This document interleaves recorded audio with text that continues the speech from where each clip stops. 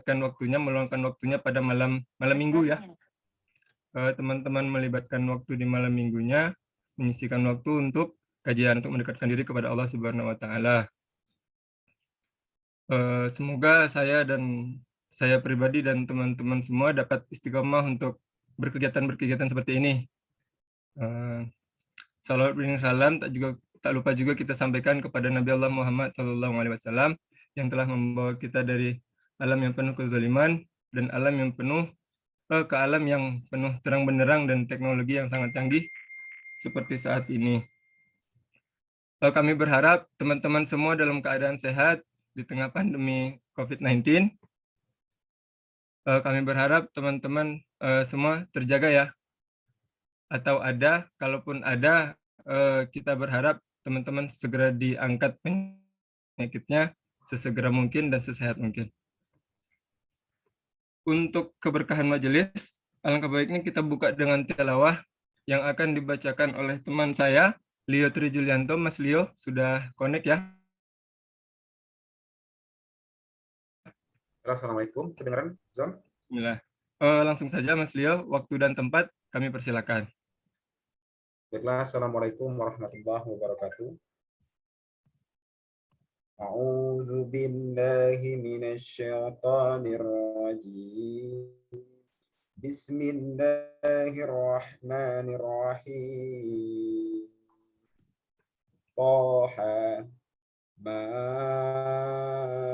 anzalna 'alaikal qur'ana litasqa illa tadhkiratan liman yakhsha tanzilan mimman khalaqal arda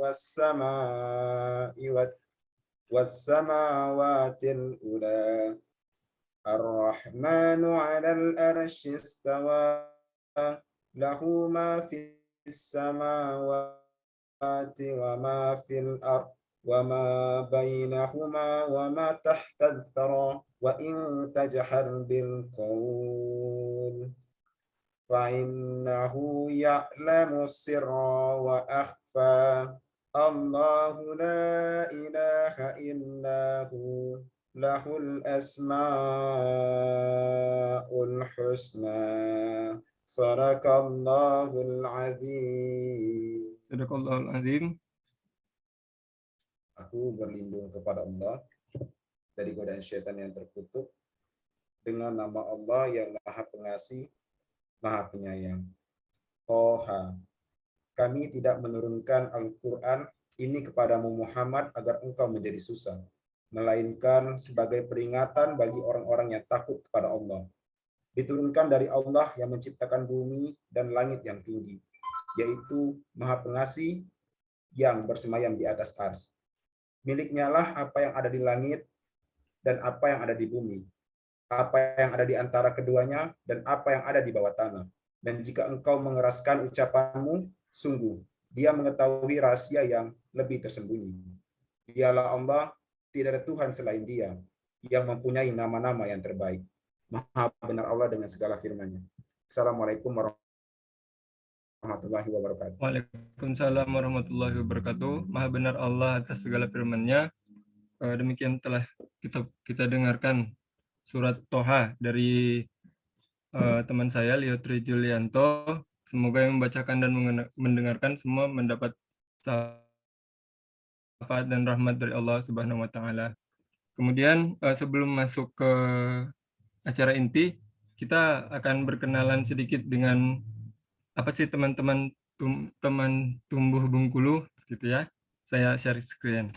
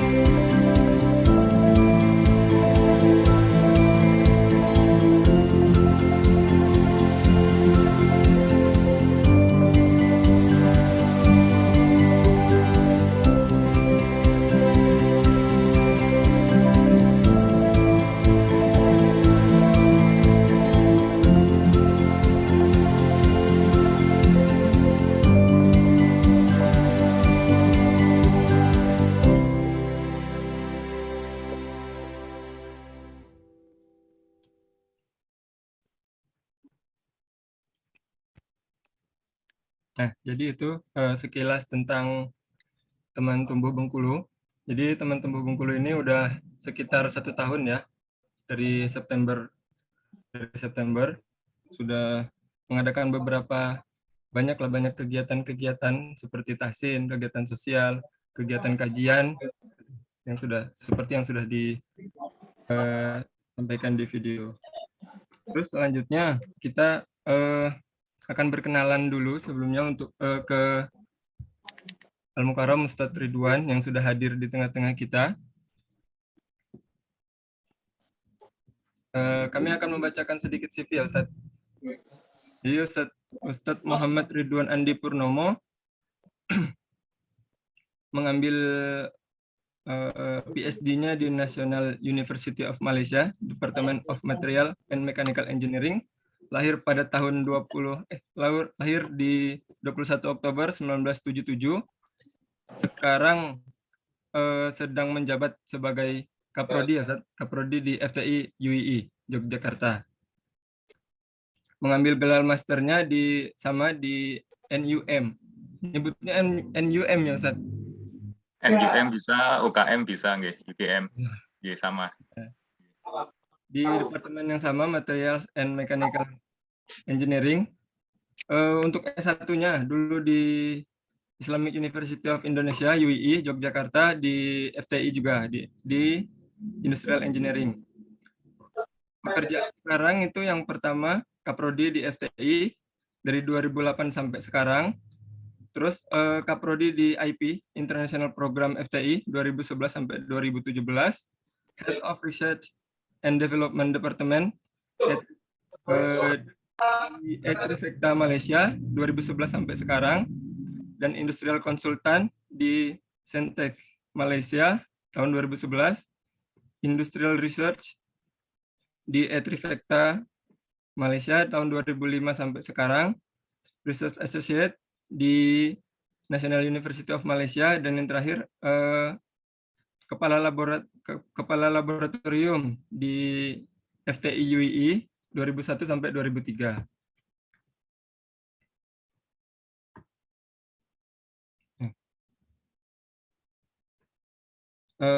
Ustadz Ridwan ini kayaknya saya kurang beruntung, belum pernah kayaknya ya Ustadz kita ketemu. Di Ulil Albab pun kayaknya cuma papasan doang. Alhamdulillah sekarang ketemu ini. Iya, alhamdulillah. Allah. Allah yang ngatur. Mungkin teman-teman Hawasi ada di sini, teman-teman Kodisia mungkin sudah pernah bertemu Ustadz, sudah pernah ikut kajian beliau juga. Seperti itu. Nah, kita masuk ke materi ya. Materi hari ini adalah materi kedua dari bab Khulafaur Rasyidin. Untuk materi yang pertama kemarin itu Abu Bakar radhiyallahu anhu pada bulan lalu. Jadi sedikit tentang Umar bin Khattab Al-Faruq. Kenapa disebut Al-Faruq? Karena beliau mampu memisahkan antara makna kebenaran dan makna kebatilan. Berkuasa pada tahun 634 sampai 644, 10 tahun di Masehi, merupakan khalifah kedua. Dan yang paling signature dari beliau adalah seperti yang disampaikan teman kita Leo tadi. Beliau mendapat hidayah dari saat dibacakan surat Toha oleh adiknya ayat 1 sampai 8. Padahal beliau adalah orang yang paling keras dan orang yang paling ingin membunuh Nabi Muhammad Shallallahu Alaihi Wasallam. Tidak berpanjang lebar lagi. Sebelum memulai, teman-teman wajib meng-on kamera ya, dan wajib untuk unmute. Jadi kalau teman-teman tidak bisa tahu ada kendala teknis atau kendala kegiatan lainnya untuk menyalakan kamera, tolong disampaikan ke panitia yang namanya ada panitia underscore gitu ya, bisa disampaikan sebabnya. Langsung saja, Bismillahirrahmanirrahim. Kepada Ustadz Muhammad Ridwan, kami persilakan waktu dan tempat. Baik, terima kasih Mas Azam. Ya, kita mulai. Bismillahirrahmanirrahim. Assalamualaikum warahmatullahi wabarakatuh. Waalaikumsalam warahmatullahi wabarakatuh. Alhamdulillahirabbil alamin alladzi khalaqal mauta wal hayata liyabluwakum ayyukum ahsanu amala wa huwal azizul ghafur. Alhamdulillahirabbil alamin alladzi khalaqas samawati wal ard wa ja'ala dhulumati wan nur tsumma alladziina kafaru bi rabbihim ya'dilun. Asyhadu an la ilaha illallah wahdahu la syarikalah wa asyhadu anna Muhammadan abduhu wa rasuluh. Allahumma shalli ala sayyidina Muhammad wa ala ali sayyidina Muhammad. Ya ayyuhalladzina amanu taqullaha haqqa tuqatih wa la tamutunna illa wa antum muslimun. Shadaqallahul azim. Fa inna astaqal haditsi kitabullah wa khairal hadyi hadyi Muhammadin sallallahu alaihi wasallam wa syarrul umuri muhdatsatuha wa kullu muhdatsatin bid'ah wa kullu bid'atin dhalalah wa kullu dhalalatin finnar wa ba'd. Alhamdulillahirabbil alamin, rekan-rekan sekalian, di malam hari ini kita oleh Allah Subhanahu wa taala ditakdirkan untuk bisa bermuajahah. Jadi Mas Azam yang menyampaikan bahwa dulu kita belum pernah ketemu ketika di UII. Alhamdulillah di malam hari ini ya atas skenario Allah Subhanahu wa taala kita bisa bermuajahah walaupun masih secara online. Ini perlu kita syukuri dulu. Kenapa? Ya, tadi oleh Mas Azam juga telah disinggung ya, bahwa ketika kita itu oleh Allah Subhanahu wa taala didudukkan di dalam satu majelis ilmu, maka ini adalah kebaikan yang tak terhingga dari Allah Subhanahu wa taala untuk kita. Ini bukti bahwa Allah Subhanahu wa taala masih menghendaki kebaikan pada diri kita. Ini bukti bahwa Allah Subhanahu wa taala masih sayang dengan kita, yaitu bersihnya iman kita dari kemunafikan. Kenapa demikian? Karena iman kita itu menuntut kesempurnaan iman itu, sehingga kesempurnaan iman perlu didukung dengan ilmu, ya. Dan kita sama-sama tahu bahwa Allah Subhanahu wa taala menciptakan kita untuk hidup di muka bumi ini hanya untuk beribadah kepada Allah Subhanahu wa taala saja. Di dalam surah Az-Zariyat ayat 56 seringkali kita dengar ya, beribadah kepadaku saja, kata Allah begitu. Nah, kalau kita bicara ibadah, maka syaratnya dua. Ya, kalau tugas kita hanya ibadah saja kepada Allah Subhanahu wa taala, maka bicara ibadah itu syaratnya dua. Yang pertama harus ikhlas karena Allah Subhanahu wa taala, dan supaya ikhlas itu kita juga perlu ilmu. Dan yang kedua harus mengikuti tata cara yang telah diajarkan oleh Rasulullah Shallallahu alaihi wasallam, dan itu pun perlu ilmu. Nah, sehingga rekan-rekan sekalian, betapa kita perlunya dengan ilmu itu gitu ya. Ini sebelum saya mulai ya, saya mohon izin beberapa menit mengambil waktu untuk kemudian mengingatkan pada kita semuanya termasuk saya ya, ketika kemudian didudukkan oleh Allah di dalam majelis ilmu, maka kita perlu bersyukur sekali kepada Allah Subhanahu wa taala. Gitu ya. Kenapa? Tadi itu, karena tugas kita hanya ibadah pada Allah dan semua ibadah itu perlu ilmu, kan gitu. Nah, sehingga ya ketika kita bisa berilmu ya, maka kita bisa menyempurnakan ibadah kita. Kalau kita perlu makan, ya misalkan kita lapar, maka bersegera kita mencari makanan. Tapi begitu kita sudah makan, dikasih makanan lagi sudah tidak enak, kan gitu. Kalau kita kemudian haus, kita bersegera untuk mencari air. Tapi ketika kita sudah mendapatkan minuman, ya setelah kita minum, dikasih air minum lagi, sudah tidak enak lagi rasanya. Nah, kalau kemudian 24 jam sehari, 7 hari seminggu tugas kita itu hanya untuk ibadah kepada Allah Subhanahu wa taala saja, berarti kebutuhan kita terhadap ilmu itu ya 24 kali 7 kan begitu ya. Berarti melebihi kebutuhan kita terhadap makan dan minum kan begitu. Seharusnya begitu ya. Nah, sehingga adik-adik sekalian atau saudara sekalian ya, sebelum kita mulai mari sama-sama kita sadarkan diri kita betapa kita itu haus dengan ilmu itu jauh lebih haus atau lapar kita terhadap makan atau minum kan gitu. Nah, sehingga sekali lagi ya kita perlu bersyukur ya. Contoh ya, contoh tadi ketika saya join di jam 19.45 tadi, saya sempat membaca ada seruan untuk berinfak seikhlasmu gitu ya. Nah, ini kalau seandainya kita coba konfirmasi kepada ilmu agama kita, bagaimana kita melaksanakan itu? Kira-kira bagaimana ini? Jadi sekalian, ya, rekan-rekan sekalian, kalau kita coba konfirmasi, ternyata di dalam Al-Quran pun kita juga mendengar satu ayat di dalam surah Ali Imran ayat 92. Misalnya dikatakan, lang tanalul birra hatta tunfiqu mimma tuhibbun. Tidak engkau akan mencapai suatu kebaikan yang sempurna sebelum engkau menginfakkan apa-apa yang engkau cintai. Kata Allah seperti itu. Artinya apa? Artinya adalah tidak akan kita akan sampai kepada kebaikan yang sempurna, yaitu surganya Allah Subhanahu wa taala sebelum kita menginfakkan apa-apa yang kita cintai.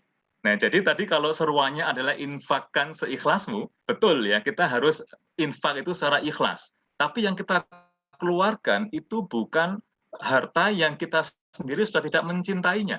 Mohon maaf ini, ya. Ini saya sedikit menyinggung masalah ilmu dulu ya sebelum kita mulai ke materinya gitu ya. Misalnya nih, rekan-rekan sekalian ya, kita ambil contoh ya. Di rumah kita mungkin kita sering melihat ada uang Rp500 tergeletak di lantai atau bahkan uang Rp1.000 tergeletak di lantai kan gitu ya. Kenapa? Karena memang mungkin kita sudah tidak memerlukannya lagi.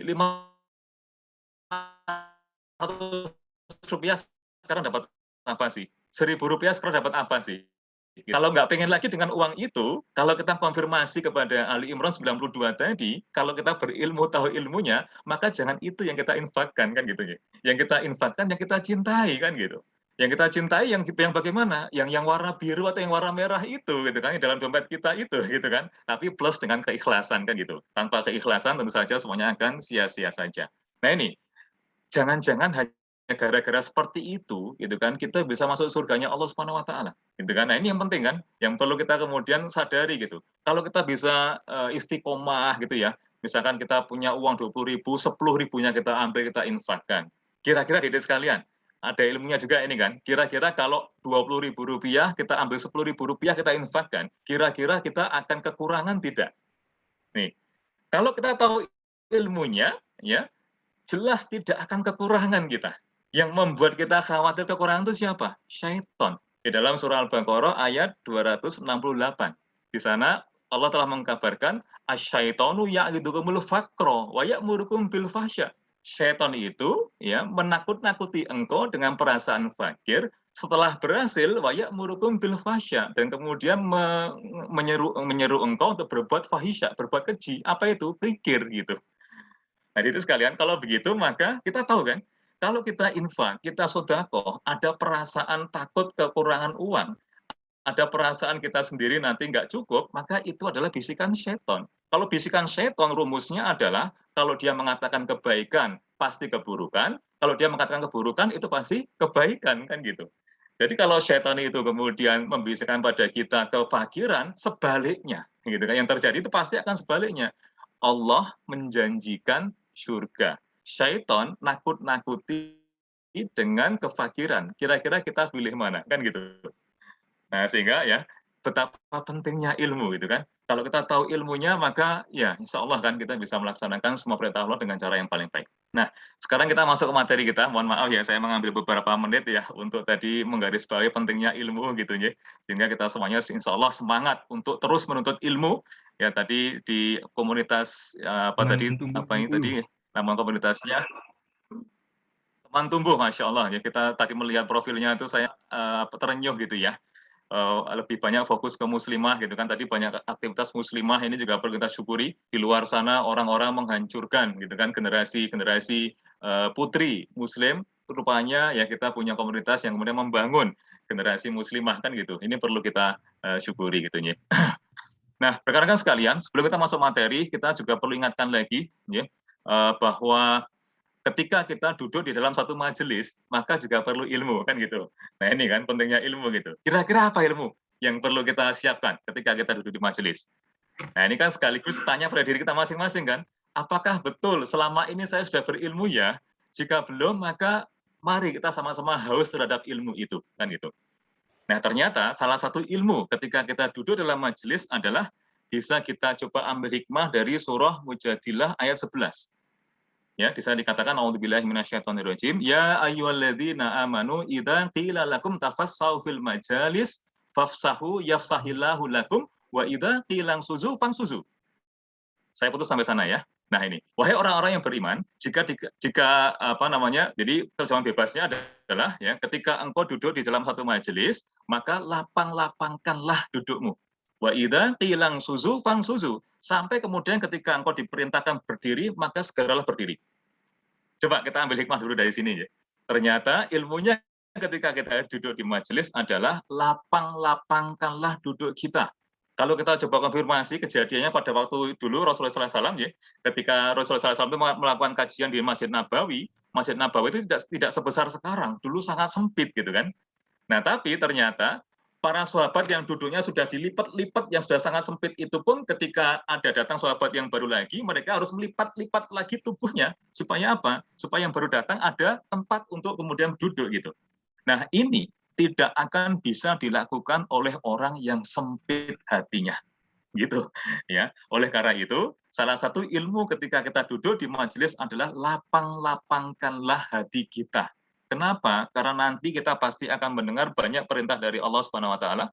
Kita pasti akan banyak mendengar larangan dari Allah Subhanahu wa taala. Maka ketika kita mendengar perintah atau ada larangan, wa idza qilang suzu fangsuzu, langsung kemudian kita itu berdiri, langsung kemudian kita itu melaksanakannya gitu.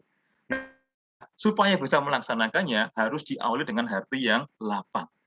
Nah, sehingga sebelum kita masuk materi kita, ya mari sama-sama kita lapangkan hati kita, gitu ya. Supaya nanti ketika kita mendengar ada banyak hikmah yang bisa kita ambil dari kehidupan Umar bin Khattab, maka kita pun dibukakan oleh Allah Subhanahu wa taala pemahaman gitu kan.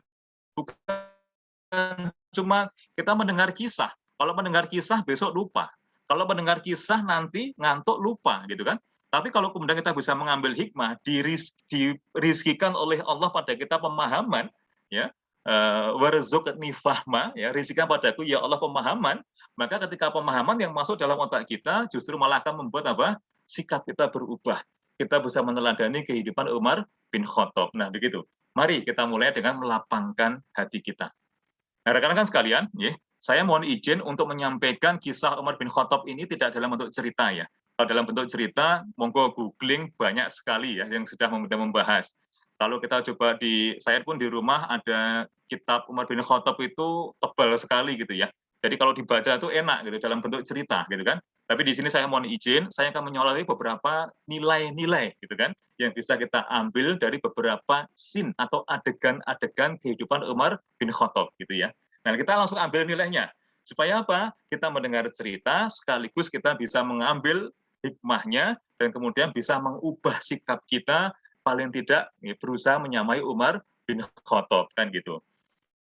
Kalau yang lalu sudah mendengar kisahnya Abu Bakar gitu kan, harapannya sih sekarang sudah bersikap seperti Abu Bakar, paling tidak menyerupai kan gitu ya. Ditambah lagi Umar bin Khattab, maka Masya Allah akan jauh lebih bagus lagi gitu. Baik, rekan-rekan sekalian, ya sebelum kita masuk ke beberapa scene atau adegan-adegan Umar bin Khattab ya, perlu kita coba garis bawahi, Umar bin Khattab itu adalah sosok yang kuat namun lembut penuh kasih sayang. Gitu ya. Di dalam background kita itu dikatakan Umar bin Khattab itu adalah Lion of Desert. Artinya apa? Singa padang pasir. Nah, apakah cuma itu? Tidak.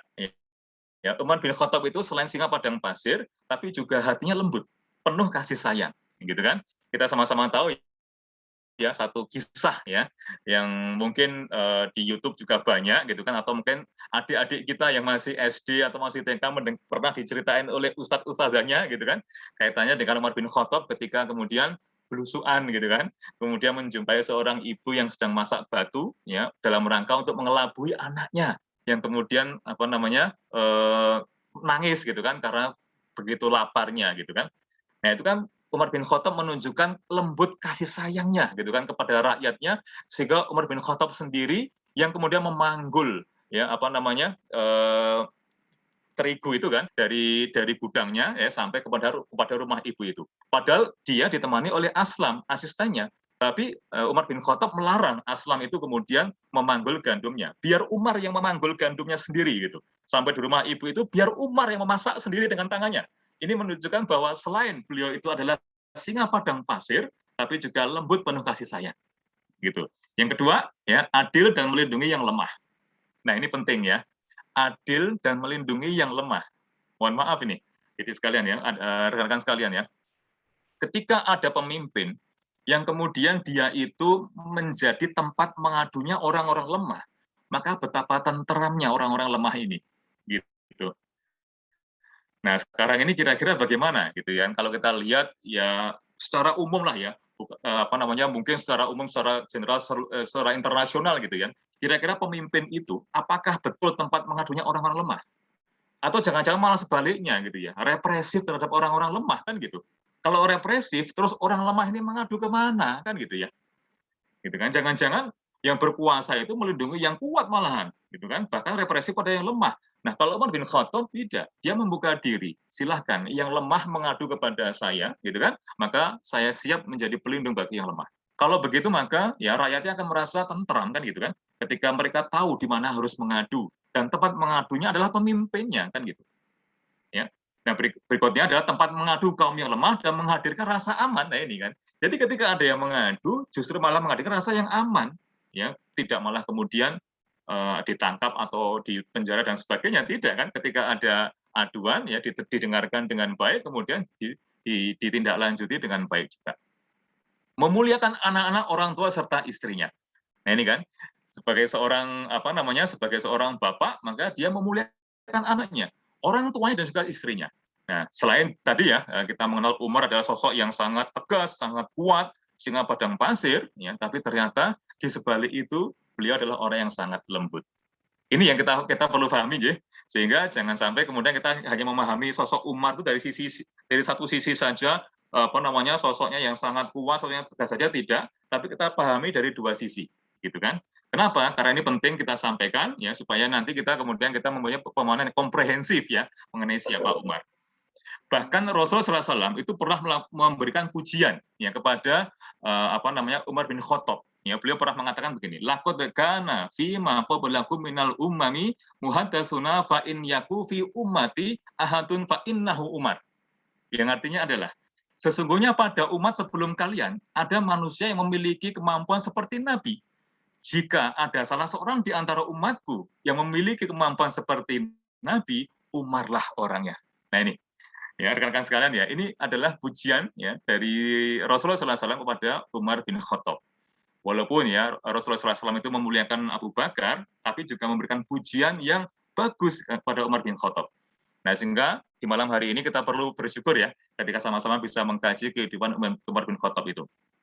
Baik.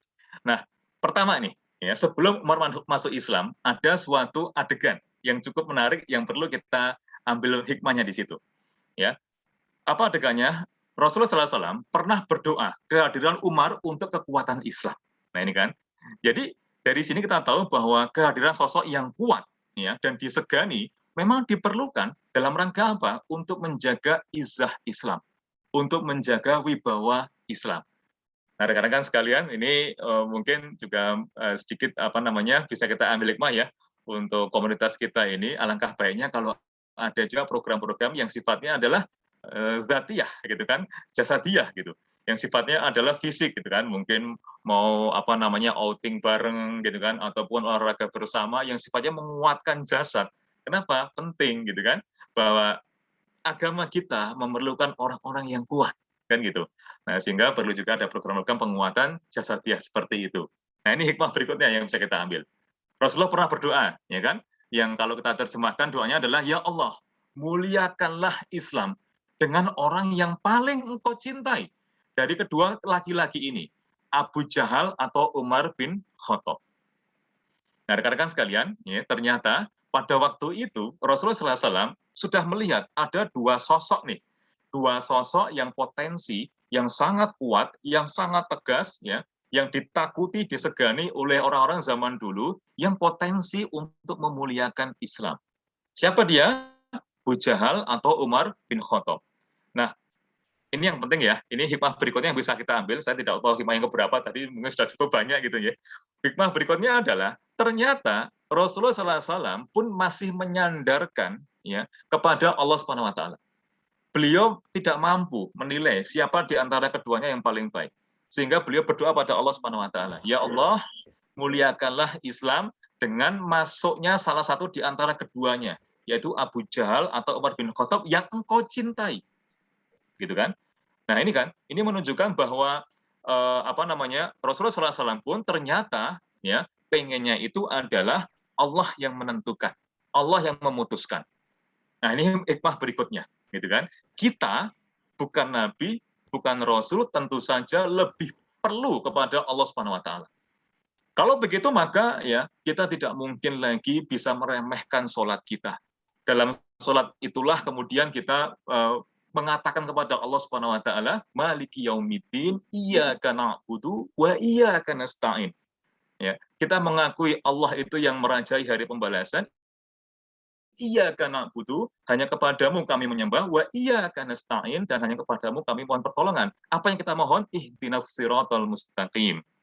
Coba kita renungkan ya, salat kita itu. Kalau demikian maka betapa lemahnya manusia, ya. Difasilitasi oleh Allah Subhanahu wa taala minimal 17 kali untuk berdoa ihdinas siratal mustaqim.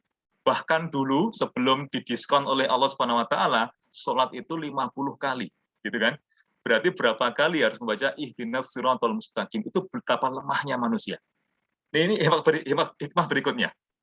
Hatta ini bukan kehidupan Umar bin Khattab, tapi kejadiannya terjadi ketika Rasulullah SAW berdoa memohon pada Allah Subhanahu Wa Taala supaya ada di antara Abu Jahal atau Umar bin Khattab yang masuk Islam untuk memuliakan Islam, gitu kan? Ada hikmah juga yang bisa kita ambil dari sana. Betapa kita perlu pada Allah Subhanahu Wa Taala. Betapa kita itu perlu menyandarkan, perlu berdoa mohon pada Allah Subhanahu Wa Taala supaya tidak salah jalan, kan gitunya. Nah ini, nah pelajarannya dari sini yang bisa kita ambil berikutnya adalah hikmah yang seterusnya ya. Saya tidak tahu nomornya tadi sudah cukup banyak gitu ya. Baru mulai sebentar saja sudah banyak sekali hikmah yang bisa kita ambil gitu. Berikutnya adalah seharusnya setiap muslim itu berorientasi untuk memuliakan Islam. Karena kan sekalian, ya, monggo semua dari kita punya background masing-masing. Saya punya background teknik industri. Ya, tadi Azam ya punya background arsitektur. Yang lainnya punya background masing-masing. Silahkan ya, jadikan background kita masing-masing itu menjadi alat untuk memuliakan agama kita. Jadikan sebagai senjata untuk memuliakan agama kita, kan gitu ya. Kenapa? Rasulullah SAW pun juga sama. Ketika berdoa pada Allah Subhanahu Wa Taala supaya Abu Jahal atau Umar bin Khattab masuk Islam, orientasinya apa? Untuk memuliakan Islam, kan gitu.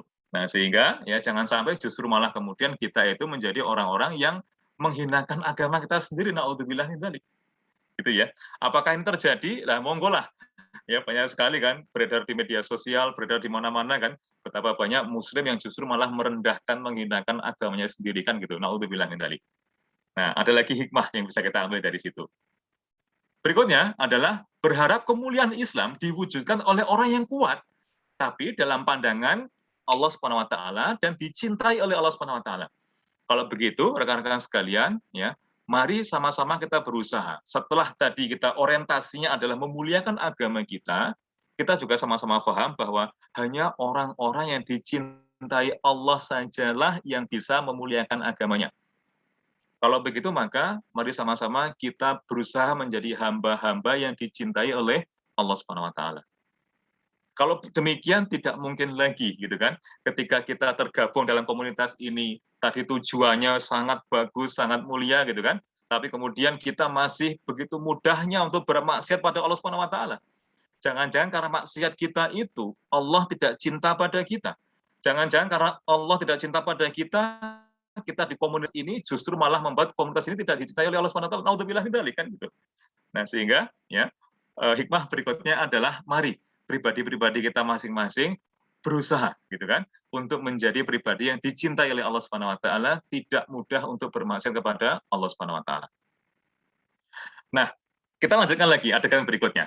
Ini peristiwanya adalah tadi ya Mas Leo tadi sudah membacakan surah Toha ya.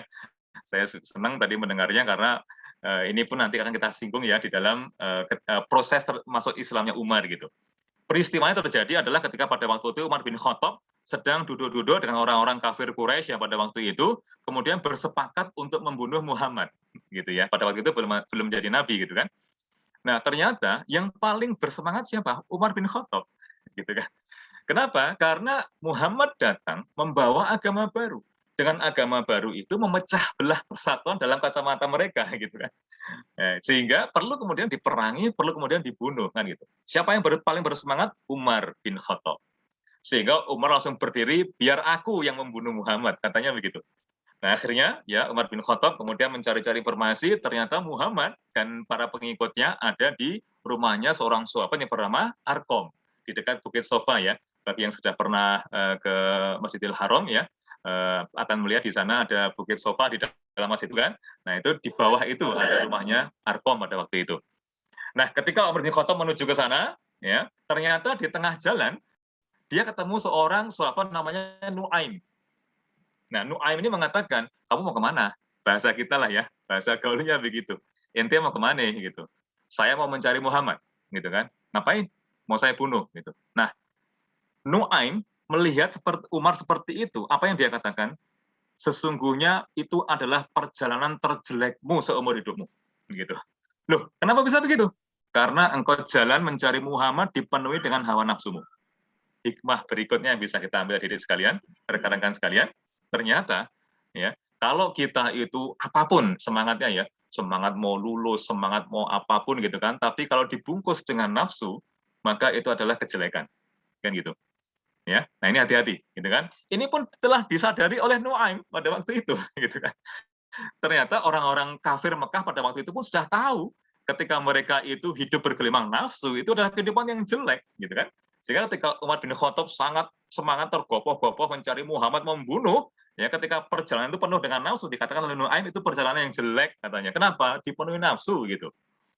Nah, kemudian Nuaim mengatakan sesungguhnya adikmu yang bernama Fatimah itu suaminya yang bernama Said dan juga keponakanmu sudah masuk Islam semuanya gitu kan. Wah, Umar makin marah lagi. Akhirnya dia belok, ya, dia belok tidak jadi menuju ke rumahnya Arqam, ya, tapi kemudian menuju ke rumahnya Fatimah bersama Said suaminya. Nah, sampai di rumah sampai di rumah Fatimah, kemudian ya Umar tadi mendengar ya Fatimah dan Said sedang membaca surah Toha tadi, ya ayat 1 sampai 8 ya, tapi nanti kisahnya itu sebenarnya 1 sampai 4 yang kemudian bisa memberikan hidayah kepada Umar bin Khattab gitu. Ya, tadi ketika Umar bin Khattab mau masuk rumah, ya dia mendengar tadi ada surat Toha tadi kan, A'udzubillahi minasyaitonirrajim, Bismillahirrahmanirrahim, Toha ma anzalna alaikal qur'ana litashqa illa tadhkiratan liman yakhsha tanzilam mimman khalaqal arda was samawatil ula. Sampai sana ya, 4 ayat ini masuk ke dadanya Umar bin Khattab gitu. Nah, tapi kemudian karena Umar bin Khattab itu masih dipenuhi dengan nafsu gitu kan, kemudian Umar bin Khattab mendobrak masuk, kemudian ketemu dengan Said. Fatimah dengan Said takut gitu kan, berusaha menyembunyikan lembaran-lembaran yang digunakan untuk menulis surah Toha tadi gitu. Ketahuan sama Umar. Kemudian Umar bertanya, apa yang kamu baca tadi? Gitu tadi. Gitu kan, Said mengatakan ya, yang saya baca adalah kebenaran. Bagaimana kalau kebenaran itu datang di luar agamamu? Nih, perhatikan ya, jawaban Said ya. Said kan baru aja masuk Islam nih, ya kan belum lama gitu kan, masuk Islam. Tapi yang keluar dari lisannya, Masya Allah, penuh dengan izah. Bagaimana kalau kebenaran itu datangnya di luar agamamu? Padahal dua orang ini takut semua. Ketika Umar bin Khattab datang, dua orang takut semuanya. Tapi dengan tenangnya dia mengatakan, bagaimana kalau kebenaran itu datangnya di luar agamamu gitu. Umar marah, kemudian Said dibanting, ya ketika dibanting sudah jatuh ke tanah, diduduki dadanya gitu kan. Nah, Fatimah melihat suaminya seperti itu, berusaha untuk menolong gitu kan. Nah, tapi kemudian karena Fatimah juga seorang putri kan, ditampar sampai kemudian berdarah gitu ya kalau kita baca kisahnya. Kemudian Fatimah sampai berkata gitu, lakukanlah apa yang kamu suka. Silahkan, kami mau dibunuh silahkan. Lakukan apa yang kamu suka. Sesungguhnya aku telah bersaksi tidak ada ilah selain Allah dan Muhammad itu adalah utusan Allah. Masya Allah. Ya, coba kita bayangkan dulu ya.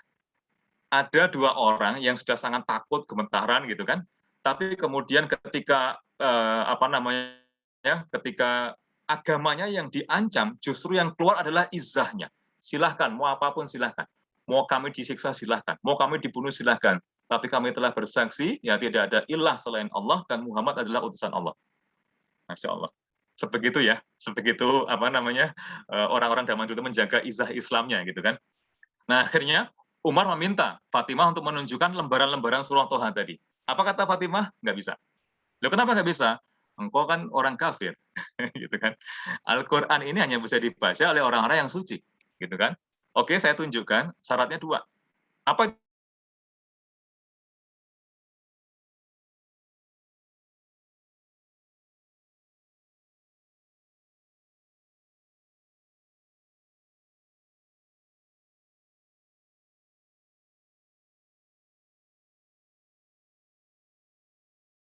tinggal ambil air wudhu, pastikan diri kita suci. Kan itu. Nah, apa hikmahnya? Ternyata ketika Umar kemudian mandi, kemudian mengikuti kata-kata adiknya, kemudian dia mengambil air wudhu, ketika membaca surah Toha sampai ayat 4 tadi, ya artinya adalah Toha. Ketika Umar itu melihat Toha, dia nggak tahu artinya apa ini, sudah mulai tergerak hatinya. Kalau ini bahasa Arab, kok aku nggak tahu ya? Berarti ini bukan buatan orang Arab nih, Toha ini, gitu kan? Gitu kan? Ma anzalna alaikal Qur'ana litashqa. Tidak aku turunkan Al-Qur'an kecuali hanya tidak untuk menyusahkan engkau. Illa tadhkiratan liman yakhsha. Kecuali hanya untuk tadhkirah, sebagai pengingat kepada orang-orang yang takut terhadap Tuhannya. Gitu kan? Yang kemudian ayat berikutnya adalah yang diturunkan oleh siapa yang menciptakan langit dan bumi yang tinggi, yaitu Allah Subhanahu wa taala. Nah, rekan-rekan sekalian, ternyata Umar bin Khattab ya baru membaca 4 ayat ini langsung berpikir gitu kan. Oh, ternyata ini ya yang orang-orang Quraisy pada waktu itu sudah mulai lari. Nah, ini hikmahnya ya. Jadi ketika dia itu walaupun masih kafir, tapi sebelum baca Quran tadi, ya mandi dulu, kemudian mengambil air wudhu, ternyata dibukakan pemahaman oleh Allah Subhanahu wa taala. Inilah pentingnya, inilah rahasianya ketika kita membaca Al-Quran didahului dengan wudhu, ternyata mudah, akan dipermudah oleh Allah kita memahami Al-Quran kita. Kan gitu. Umar pun masih kafir, difahamkan oleh Allah Subhanahu wa taala, gitu kan? Bahwa ternyata Al-Qur'an diturunkan tidak untuk menyusahkan, dan siapa yang menurunkan? Allah Subhanahu wa taala. Gitu kan? Nah, sehingga Umar berpikir, jadi gini ya, rekan-rekan sekarang perlu difahami ya, perlu memahami bahwa orang-orang kafir pada waktu itu sebenarnya sudah mempercayai Allah Subhanahu wa taala. Mereka itu percaya pada Allah Subhanahu wa taala, tapi kemudian mereka lalai ya, lalai bahwa Allah lah yang telah memelihara mereka, lalai bahwa Allah yang telah memberikan rizki pada mereka sehingga mereka tidak bersyukur malah kufur gitu loh. Nah, sehingga ketika Umar membaca ini ingat lagi, wah Allah gitu kan. Oh, inilah orang-orang kafir yang telah banyak lalai terhadapnya, yaitu Allah Subhanahu wa taala, sehingga mereka banyak lari dari sana gitu kan. Kemudian Umar mengatakan kalau ini diturunkan, ya, ini bukan buatan Muhammad, maka pasti Muhammad itu hanya menyembah Allah saja, tidak menyembah yang lainnya. Gitu kan. Nah, ini jadi terusik kan pemikirannya. Lah kalau begitu berarti teman-temanku di sana menyembah yang lain-lainnya itu berarti bagaimana ya, gitu kan? Sementara yang memberikan rezeki adalah Allah Subhanahu wa taala. Sementara yang kemudian memelihara mereka adalah Allah Subhanahu wa taala, kenapa mereka menyembah bukan pada Allah Subhanahu wa taala? Mulai terusik, mulai muncul pemahaman seperti itu, gitu kan? Nah, sehingga apa yang terjadi rekan-rekan sekalian? Kemudian Umar bin Khattab ya akhirnya mendapat hidayah gitu kan. Akhirnya meminta untuk diantarkan kepada Muhammad. Nah, awalnya ketika ketemu dengan Muhammad, ya para sahabat juga takut gitu kan, jangan-jangan ketemu Muhammad akan membunuh Muhammad kan gitu. Tapi ternyata tidak. Ya Umar bin Khattab kemudian akhirnya menyatakan diri masuk Islam. Pelajaran-pelajaran yang bisa kita ambil dari adegan ini adalah pertama, Sa'id dan Fatimah mendakwahkan Islam kepada Umar yang notabene kuat dan ditakuti dengan cara menunjukkan keberaniannya membela Islam.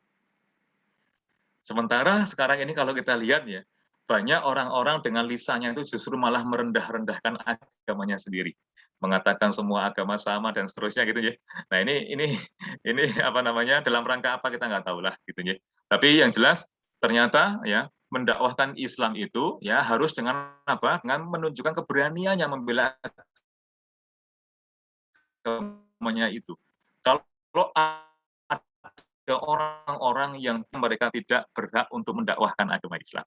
Begitu juga dengan kita. Kalau kemudian kita sudah menyadari bahwa dakwah Islamiyah ini dalam bentuk apapun wajib bagi kita, karena wajib perlu kita laksanakan, maka mari kita mulai dengan cara apa? Dengan cara kita berani menunjukkan pembelaan kita terhadap agama kita. Kan gitu. Itu hikmah yang pertama. Hikmah yang kedua, tadi sudah kita sampaikan juga, membaca Al-Quran dengan menjaga kesucian akan membantu seseorang untuk memahami firman Allah Subhanahu wa taala. Yang ketiga, ya rekan-rekan sekalian, ternyata Al-Quran ini sifatnya adalah mengajak untuk berpikir, bertafakur gitu ya. Nah, sehingga kalau seandainya kita punya wirid harian membaca Quran, saya sangat yakin komunitas ini punya wirid harian bersama-sama gitu ya. Mungkin targetnya satu hari 1 lembar, 2 lembar, 3 lembar, yang mungkin sampai 1 juz, 2 juz gitu kan. Ketika kita membaca Quran, bagus tidak? Sangat bagus. Tapi perlu dilanjutkan lagi dengan apa? Tafakur. Untuk bertadabur. apa yang kita baca sehingga ada pemahaman yang kita ambil. Kita bisa coba lihat ya di dalam surah Muhammad ayat 24. Ya, surah Muhammad ayat 24, Allah juga telah memberikan pada kita peringatannya. Afala yatadabbarunal Qur'an am ala qulubin aqfaluha. Apakah mereka tidak mentadaburi Al-Qur'an ataukah hati mereka terkunci? Ini mohon hati-hati ya. Mohon hati-hati dengan ayat ini gitu kan. Jadi rekan-rekan sekalian, kalau kita tidak pengen hati kita terkunci, ya maka tadaburilah Al-Qur'an. Membaca bagus, perbanyak terus. Tapi setelah membaca, ambil satu ayat, ambil dua ayat, tadaburi. Kenapa? Supaya hati kita tidak terkunci, kan gitu ya. Nah, sehingga mohon maaf ini, ya ini untuk evaluasi kita masing-masing ya. Kita dapati juga beberapa rekan-rekan sudah hafal Al-Qur'an, tapi akhlaknya kurang begitu baik gitu kan. Ya mungkin karena tadaburnya yang kurang. Dan sebaliknya, mungkin belum hafal 30 juz, tapi akhlaknya sudah bagus ya, karena mungkin kuatnya tadaburnya dia, kan gitu. Nah, sehingga ya tanpa melemahkan ya menghafal Quran bagus ya kan, nanti kan surga kita kan ditentukan dari hafalan kita gitu kan dalam satu hadis. Nah, tapi jangan lupa ya setelah menghafal, setelah murojaah, setelah banyak membaca Al-Qur'an, jangan lupa tadaburnya. Ya dengan tadabur Quran itu maka pemahaman akan kita dapatkan. Berikutnya, pelajaran berikutnya adalah kaum Quraisy sudah mengenal Allah, tadi sudah kita sampaikan kan, namun sudah lari dan tidak lagi bersyukur dengan menyembah kepada Allah Subhanahu wa taala. Nah, ini pun juga telah disebutkan di dalam surah Luqman ya ayat 25. Wala in sa'altahum man khalaqas samawati wal arda la yaqulunna Allah. Ya, qulil hamdulillah bal aksaruhum la ya'lam. Nah, itu. Nah, dan sesungguhnya jika kamu bertanya kepada mereka, siapakah yang menciptakan langit dan bumi? Tentu mereka akan menjawab Allah. Kalau begitu katakanlah, bersyukurlah engkau kepada Allah Subhanahu wa taala. Apa kata mereka? Kebanyakan mereka tidak mengetahuinya. Nah, ini adik-adik sekalian ya. Rekan-rekan sekalian, ternyata ketika kita itu salah memahami siapa zat Allah yang telah memberikan segalanya pada kita, kita perlu bersyukur. Cara bersyukur yang paling baik adalah menjadikan nikmat Allah itu untuk beribadah kepada Allah Subhanahu wa taala.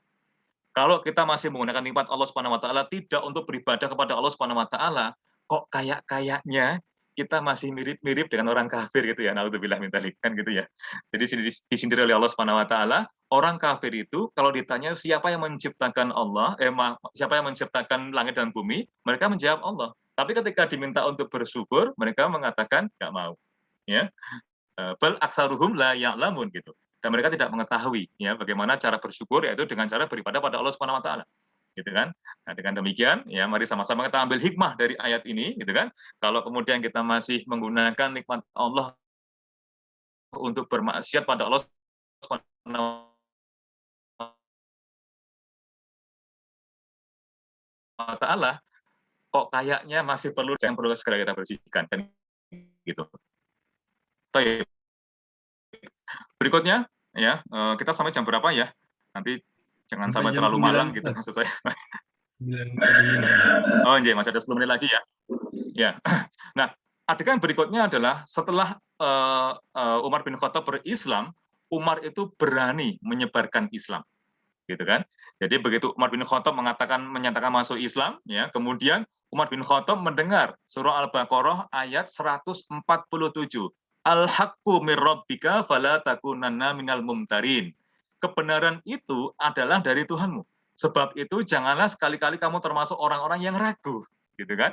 Mendengar ayat ini langsung terpikir oleh Umar bin Khattab. Lah kalau kita itu membawa kebenaran dari Tuhan, dari Allah Subhanahu wa taala, kenapa harus ragu-ragu? Kenapa harus sembunyi-sembunyi di rumahnya Arkom gitu kan? Nah, sehingga kalau kita coba melihat mungkin waktu bulan puasa kemarin ya, ada filmnya Umar itu kan, kemudian Umar bin Khattab itu mengajak orang-orang yang sembunyi di rumahnya Arkom itu keluar, menunjukkan siapa mereka, gitu kan? Nah, akhirnya pada waktu itu mereka keluar. Siapa yang memimpin? Umar bin Khattab. Satu lagi adalah dipimpin oleh Hamzah. 2 orang keluar gitu kan, memimpin. Dua-duanya memimpin orang-orang di belakangnya untuk keluar dari rumahnya Arkom menunjukkan, ini loh kami ini yang sudah masuk Islam nih, gitu. Nah, pada waktu itu Rasulullah SAW ya ketika dimintai izin oleh Umar bin Khattab, beliau berpikir akhirnya mengizinkan. Kemudian mereka keluar gitu kan.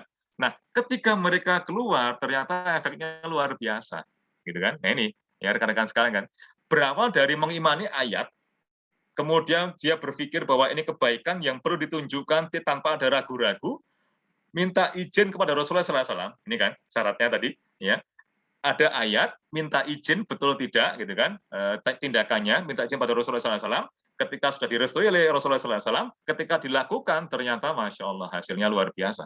Ya, orang-orang kafir jadi gentar semuanya, gitu kan? Kita lihat ya pada waktu itu di dalam filmnya itu kan, mereka pun ya tidak berani kemudian mengusir orang-orang Muslim yang keluar dari rumahnya Arqam ini. Siapa yang memimpin? Tadi sudah kita sampaikan ya, yaitu Umar bin Khattab dan Hamzah, gitu. Nah, sejak saat itulah kemudian ya Rasulullah SAW memberikan gelar kepada Umar yaitu Al-Faruq, tadi sudah disampaikan oleh Mas Azam ya, yang berani membedakan antara yang hak dan yang batil. Ketika meyakini Islam adalah yang hak, kemudian disebarkan gitu kan, diumumkan dengan jelas, ini loh kami Muslim, ini loh kami yang membawa kebenaran dari Tuhanku, gitu kan, dari Tuhan kami, inilah yang benar, gitu kan. Maka saat itu kemudian digelari dengan sebutan Al-Faruq oleh Rasulullah SAW. Pelajarannya, ya hikmahnya adalah meyakini kebenaran Islam dan dengannya kita akan dimuliakan oleh Allah Subhanahu wa taala. Meyakini kebenaran Islam dengannya kita akan dimuliakan oleh Allah Subhanahu wa taala, gitu kan? Nah ini, jadi jangan sampai ragu-ragu gitu ya. Al-Qur'an mengatakan apa sudah itulah sampaikan gitu kan. Tidak usah lagi dipelintir-pelintir, diperhalus dan seterusnya, nggak usah gitu kan. Kenapa? Karena pasti Allah akan memuliakan kita. Umar pun pernah mengatakan, sungguh dulu itu kita adalah kaum yang paling hina. Lalu Allah Subhanahu wa taala memuliakan kita dengan Islam. Maka apabila kita mencari kemuliaan di luar Islam, maka Allah pasti akan mengembalikan kehinaan pada kita lagi. Nah, monggo direnungkan ya kata-kata Umar ini. Dulu mereka itu orang-orang yang terhina. Kenapa terhina? Ya kita sama-sama tahu kan, mereka hidup di dalam kejahiliahan, gitu kan. Mereka mengundi nasib dengan anak panah, mereka bermabuk-mabukan, zina di mana-mana, membunuh anak-anak perempuan dan seterusnya. Pokoknya hina lah gitu ya, kehidupannya sudah rusak gitu kan. Kemudian dimuliakan dengan Islam. Kata Umar, Allah telah memuliakan kita dengan Islam. Jadi kalau kita mencari kemuliaan selain Islam, maka Allah pasti akan menghinakan kita kembali. Naudzubillah min dzalik. Nah, kalau begitu maka ya, rekan-rekan sekalian, cukupkanlah Islam untuk memuliakan kehidupan kita. Berikutnya, pelajaran berikutnya adalah menakar segala sesuatu dari pandangan Allah Subhanahu wa taala, bukan pandangan manusia. Ketika Allah Subhanahu wa taala sudah mengatakan al-haqqu mir rabbika, ya, kebenaran ini adalah datang dari Tuhanmu, maka janganlah engkau ragu-ragu, ya. Maka itulah yang kemudian digunakan oleh Umar sebagai dasar untuk menunjukkan siapa umat Islam pada waktu itu. Nah, ini kan. Jadi hikmahnya adalah jangan kemudian kita menggunakan pandangan kita sebagai manusia. Kita ini lemah. Manusia ini sangat lemah, seringkali salah gitu kan. Maka takarlah segala sesuatu dari pandangan Allah Subhanahu wa taala. Gitu. Ini di dalam surah Al-Hajj ayat 74 ya. Surah Al-Hajj ayat 74 kita telah diingatkan mengenai hal itu. Tapi karena waktunya tinggal 4 menit lagi, saya mohon maaf ya tidak membacakan ayatnya. Bisa dibuka lagi nanti di rumah sendiri ya. Sekaligus kita interaksi dengan Al-Qur'an. Surah Al-Hajj ayat 74. Kita diminta oleh Allah menakar segala sesuatu dari pandangan Allah Subhanahu wa taala. Berikutnya, ya, pelajaran berikutnya, kekuatan fisik harus dikombinasikan dengan kekuatan iman agar menjadi kekuatan yang sempurna. Nah ini rekan-rekan sekalian ya, tadi itu kajian-kajian malam hari dalam rangka untuk meningkatkan keimanan. Tapi di siang hari jangan lupa kita pun harus punya exercise fisik dalam rangka apa? Untuk meningkatkan kekuatan kita. Kalau kemudian di komunitas ini mau diprogram bersama-sama, monggo, bagus sekali gitu kan. Tapi jangan lupakan, kalau fisik saja yang kuat, tanpa keimanan yang kuat, maka akan dilemahkan juga kita oleh Allah Subhanahu wa taala. Apa buktinya? Buktinya Allah telah mengabarkan hal ini dalam surah Al-Munafikun ayat 8. Walillahil izzatu walirrasuli walil mu'minin walakinnal munafiqina la ya'lamun. Dan sesungguhnya kekuatan itu hanya miliknya Allah Subhanahu wa taala, wali rasulihi dan rasul-rasulnya, walil mu'minin dan orang-orang beriman, walakinnal munafiqina la ya'lamun, dan orang-orang munafik tidak mengetahuinya. Nah, dari sini kita tahu kan, ternyata ya kekuatan itu bukan hanya fisik tapi ada kekuatan iman. Ambil contoh. Beberapa hari lalu atau minggu lalu ya kita mendengar ya mujahid-mujahid ada di negara lain ya yang berhasil mengambil alih negaranya dari penjajahan US gitu ya. Kalau kita lihat kemampuan mereka apa sih gitu kan? Mereka tinggal di bukit-bukit. persenjataan juga sangat terbatas. Berhasil mengusir penjajah dari negaranya kan gitu. Ya kan? Berarti kalau begitu kekuatan itu ternyata bukan yang secara fisik. Mereka secara fisik perlu mengusahakan gitu kan. Tapi jangan lupa kekuatan imanlah yang akan menurunkan pertolongan dari Allah Subhanahu wa taala. Nah, kalau kita kembali kepada diri kita masing-masing, kalau sedang lemah ya, kita itu tidak kuat untuk melakukan suatu amal solih. Diundang kajian di komunitas ini nggak bisa datang gitu kan dengan berbagai macam alasan yang dibuat-buat sendiri, jangan-jangan nih walakinnal munafiqina la ya'lamun gitu kan. Ketidakkuatan kita untuk mendatangi kajian, ketidakkuatan kita untuk tilawah Quran, ketidakkuatan kita bagi yang putra mendatangi masjid untuk sholat berjamaah misalnya gitu kan, maka jangan-jangan ini ada kemunafikan dalam keimanan yang perlu segera dibersihkan kan gitu ya. Nah ini hikmah berikutnya yang perlu kemudian sama-sama kita waspadai gitu ya. Kita ambil manfaatnya, kita waspadai bahayanya. Berikutnya, Umar menunjukkan kekuatannya di hadapan musuhnya. Nah ini, ya adegannya apa? Scene-nya apa? Ya, jadi ketika umat Islam diseru oleh Rasulullah SAW untuk berhijrah ya dari Mekah menuju Madinah, ternyata Umar bin Khattab tidak langsung hijrah. Dia tahu kan, kalau saya langsung berhijrah, nanti pasti akan dicegat di tengah jalan, gitu kan? Maka supaya itu nggak terjadi, apa yang dilakukan Umar? Sebelum hijrah, Umar justru malah tawaf dulu di Mekah, gitu kan? Kita sama-sama tahu orang-orang kafir Mekah itu sering kan kumpul-kumpul di sekitar Ka'bah, gitu. Sengaja Umar mendatangi Ka'bah, kemudian tawaf, gitu kan? Tawaf 7 kali, sudah selesai, kemudian sholat ya di Maqam Ibrahim, gitu kan? Sudah selesai, kemudian Umar mendatangi orang-orang kafir itu, ya. Jadi sengaja menunjukkan tawafnya, sengaja menunjukkan ibadahnya, tunduknya pada Allah Subhanahu Wa Taala. Setelah itu mendatangi orang-orang kafir itu. Apa yang dikatakan? Gini, siapa yang pengen ibunya celaka, anaknya pengen menjadi yatim, dan istrinya pengen menjadi janda, hendaklah ia temui aku di belakang lembah ini. Gitu. Jadi Umar bin Khattab malah justru menunjukkan, habis ini aku mau hijrah. Ya kan? Lewat mana? Lewat belakang lembah ini gitu. Dia menunjukkan jalannya mau ke Madinah gitu kan. Tapi sebelum itu dia mengatakan, ya nantang gitu kan pada orang-orang kafir gitu. Siapa yang pengen ibunya celaka, anaknya pengen jadi yatim, istrinya pengen jadi janda, temui aku di belakang lembah ini. Gitu. Nah, apa yang terjadi? Rekan-rekan sekalian, ternyata tidak ada satu orang pun yang berani menemui Umar bin Khattab. Tidak ada satu orang pun yang berani menghadang Umar bin Khattab ketika berhijrah gitu. Pelajaran yang bisa kita ambil. Pentingnya, sekali lagi, pentingnya memadukan kekuatan fisik dan iman. Gitu kan? Umar bin Khattab menyadari dirinya disegani. Umar bin Khattab menyadari dirinya ditakuti. Tapi ketika dia menyadari seperti itu pun dia tidak lupakan Allah Subhanahu wa taala. Ingat tadi, kekuatan hanya milik orang-orang beriman gitu kan. Maka dia masih perlu pertolongan dari Allah Subhanahu wa taala. Tunjukkan dengan cara apa? Tawaf. Tunjukkan dengan cara apa? Salat di Maqam Ibrahim, gitu kan? Nah, begitu kemudian dia sudah menunjukkan ketundukannya, ketaatan pada Allah Subhanahu wa taala, terukur kan, secara fisik aku ditakuti, secara iman aku sudah berusaha meningkatkan imanku, maka saat inilah aku menunjukkan, gitu kan, izzah Islam di hadapan orang-orang kafir itu. Gitu.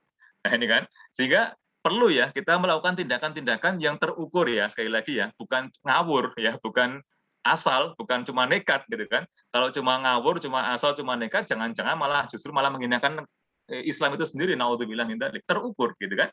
Secara fisik oke, secara iman oke, tunjukkan gitu kan. Nah, itu pelajaran pertama. Pelajaran kedua, ternyata rekan-rekan sekalian ya, sifat baik orang-orang kafir pada waktu itu adalah mereka berusaha melindungi ibunya, berusaha melindungi anaknya, dan berusaha melindungi istri-istri mereka. Kalau begitu, orang mukmin juga harus sama, gitu kan? Nanti kalau sudah menikah, sudah berkeluarga, gitu kan? Tunjukkan sikap baik kita. Kita harus lebih baik daripada orang-orang kafir, gitu kan? Kalau orang kafir pun sudah sayang dengan ibunya, sudah sayang dengan istrinya, sudah sayang dengan anaknya, orang beriman harus lebih dari itu, kan gitu. Nah, ini hikmah berikutnya yang bisa kita ambil. Dan yang seperti ini, mohon maaf ya, kalau kita cuma baca sirahnya, nggak akan dapat gitu kan. Nah, tapi kalau peradegan kita cermati, ternyata Masya Allah, banyak sekali hikmah yang bisa kita ambil. Gitu. Sudah jam 9:02, tapi di sini masih ada beberapa panjang barang 3 menit gitu. Mohon maaf kalau molor. Lanjut saja. Masya Allah. Semoga masih bersemangat ya adik-adik sekalian. Ya, berikutnya adalah Umar ditakuti syaitan. Nah ini kan kita sama-sama sering mendengar ya, Umar itu ditakuti syaitan. Jadi Umar itu kalau mau lewat di satu tempat, syaitan tuh minggir. Syaitan itu dari golongan jin dan manusia. Jadi kalau ada jin ya yang jahat, ketika melihat Umar mau lewat, dia lari gitu. Dari golongan manusia apalagi kalau ada manusia jahat melihat Umar dia lari gitu kan. Nah ini, jadi yang dimaksud Umar ditakuti syaitan adalah dari golongan jin dan manusia. Rasulullah pernah mengatakan, sungguh aku melihat syaitan dari kalangan manusia dan jin lari terbirit-birit melihat Umar gitu. Nah ini salah satu adegannya ya, kita lihat ya, kalau dari golongan jin, saya kira kan kita nggak bisa melihat gitu kan, tapi dari golongan manusia kita lihat nih, kisahnya begini, ketika Umar bin Khattab mau berkunjung di rumahnya Rasulullah SAW, ternyata di rumah itu sudah ada beberapa kaum wanita, gitu kan. Nah tapi ternyata, mohon maaf ya, ini kisahnya pada kaum wanita ya, ternyata pada waktu itu kaum wanita itu tidak menunjukkan akhlak yang baik kepada Rasulullah SAW. Apa yang terjadi? Mereka berkata tinggi, mereka berkata dengan nada yang cukup tinggi gitu kan kepada Rasulullah SAW. Nah ini, tapi kemudian ketika mereka melihat Umar bin Khattab mau datang, semua langsung layu terbirit-birit bersembunyi gitu. Nah Rasulullah SAW melihat ini ketawa gitu kan. Akhirnya Umar bin Khattab mengetahui hal ini, dia tanya kepada wanita-wanita itu, mengapa kalian sembunyi ketika kami datang? Kemudian mereka mengatakan sesungguhnya sambil gemetaran gitu ya. Sesungguhnya kami takut ketika melihat engkau datang gitu. Akhirnya Umar bin Khattab mengatakan, loh dengan saya takut, tapi kenapa dengan Rasulullah SAW kau tidak takut? Nah mereka baru sadar, loh di mana letaknya kami nggak takut? Tadi kamu ngomongnya tinggi sekali pada Rasulullah SAW. Kita itu kepada Rasulullah SAW harusnya ngomongnya itu merendahkan nada kita, sopan terhadap beliau gitu kan. Nah ini kan pelajaran berikutnya, ya rekan-rekan sekalian ya, betapa pentingnya kita itu mencintai Rasulullah SAW. Tidak malah kemudian melecehkan sunnah-sunnahnya, tidak malah kemudian melecehkan secara fisik beliau kan gitu kan. Nah sehingga ya ketika nanti misalnya kita mendengar ada serangan-serangan pemikiran ya dari orang-orang kafir, Muhammad itu macam-macam lah ya, menikahi anak kecil dan seterusnya itu kan macam-macam dan seterusnya, kita sebagai seorang yang beriman langsung berpikir itu pasti salah, gitu kan? Jangan terbawa dulu pemikiran kita, itu pasti salah. Rasulullah SAW perlu kita muliakan, baru kita belajar bagaimana yang sebenarnya terjadi. Pasti kita akan menemukan kebenaran itu, gitu kan? Nah ini contohnya kan, setan dari golongan manusia, kaum wanita pada waktu itu yang tidak sopan kepada Rasulullah SAW, di depan Rasulullah mereka berani, tapi di depan Umar mereka takut gitu. Nah ternyata pelajarannya, rekan-rekan sekalian ya, wibawa itu didapat dari keikhlasan dan teguh beribadah kepada Allah Subhanahu Wa Taala. Umar seperti itu ditakuti, ya seperti itu karena apa? Kekuatannya menjaga tadi fisiknya dan keimanannya, sehingga setan dari golongan jin dan manusia itu mereka kemudian takut terbirit-birit ketika melihat Umar datang gitu. Nah sehingga ya rekan-rekan sekalian, kalau kita punya fisik kecil nggak usah takut gitu kan.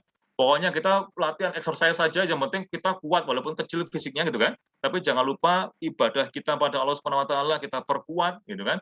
Sunnah-sunnah Rasulullah SAW kita pegang, maka Allah pasti akan menurunkan izah pada kita, menurunkan wibawa ya kita di hadapan musuh-musuh kita kan gitu. Berikutnya Umar terbiasa lapar. Ini saya kira sama-sama kita sudah mendengar ya kisahnya ya.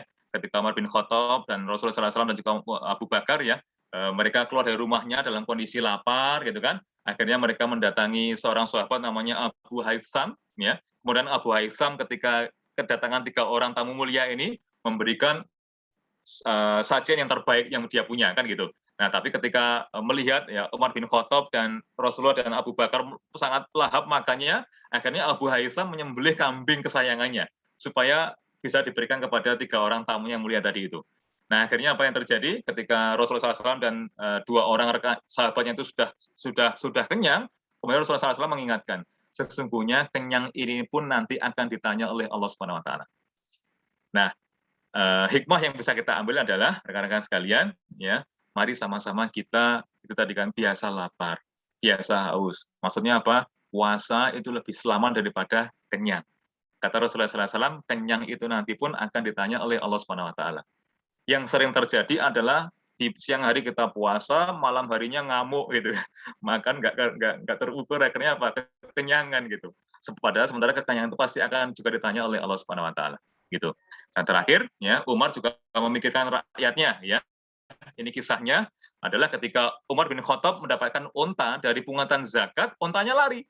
Nah, kemudian Umar bin Khattab berpikir, karena ini dari pungutan zakat, maka ada haknya untuk orang-orang yang miskin. Ketika untanya lari, tanggung jawab untuk mencari. Nah, akhirnya ketika Umar bin Khattab keluar ya mau mencari, ini beliau sudah menjadi khilafah nih, menjadi khalifah, maaf ya, sudah menjadi khalifah. Kemudian oleh Ahnaf ya, oleh sahabatnya bernama Ahnaf, wahai wahai sang khalifah, kenapa engkau tidak memerintahkan pasukanmu saja untuk mencari? Apa jawaban Umar? Ya, Umar, Ahnaf atau pasukannya sama saja. Semuanya nanti akan ditanya oleh Allah Subhanahu wa taala. Ini tanggung jawabnya Umar bin Khattab. Umar bin Khattab sudah mendapatkan unta dari pungutan zakat, ada haknya rakyat jelata yang perlu dipenuhi, kok hilang untanya. Tanggung jawabku untuk mencari, kata Umar bin Khattab begitu. Nah ini ya, ternyata pemimpin itu seharusnya ya menjadikan harta-harta dalam suatu wilayah, dalam suatu negara itu untuk kemakmuran rakyat.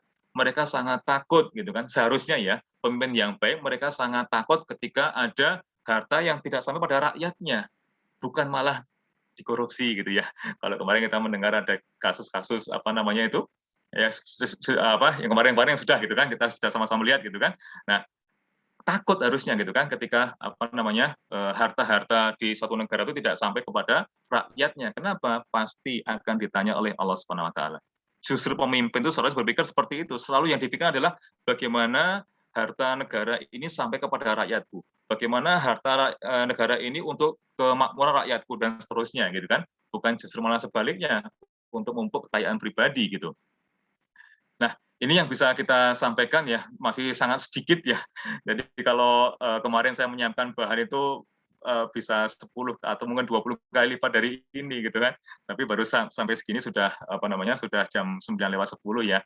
Apalagi kalau nanti kita melihat Umar bin Khattab ketika masa apa namanya kekhalifahan beliau, ketika beliau memimpin perang dan seterusnya, ini belum sampai sana. Ternyata sudah banyak sekali hikmah yang bisa kita ambil. Semoga bermanfaat ya untuk kita semuanya. Sekali lagi bukan ceritanya yang kita dengar, tapi hikmah-hikmahnya yang bisa kita ambil dan semoga bisa menginspirasi menjadi akhlak ya kita di hari-hari kita. Demikian, aku lu qouli hadza, astagfirullahaladzim. Assalamualaikum warahmatullahi wabarakatuh. Waktu saya kembalikan kepada Mas Azam.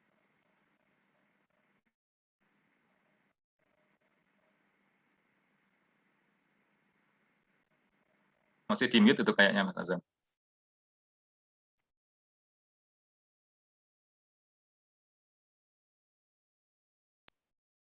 Ya, sangat menarik materi tentang Umar bin Khattab radhiyallahu anhu yang disampaikan oleh Ustadz Ridwan kepada kita semua.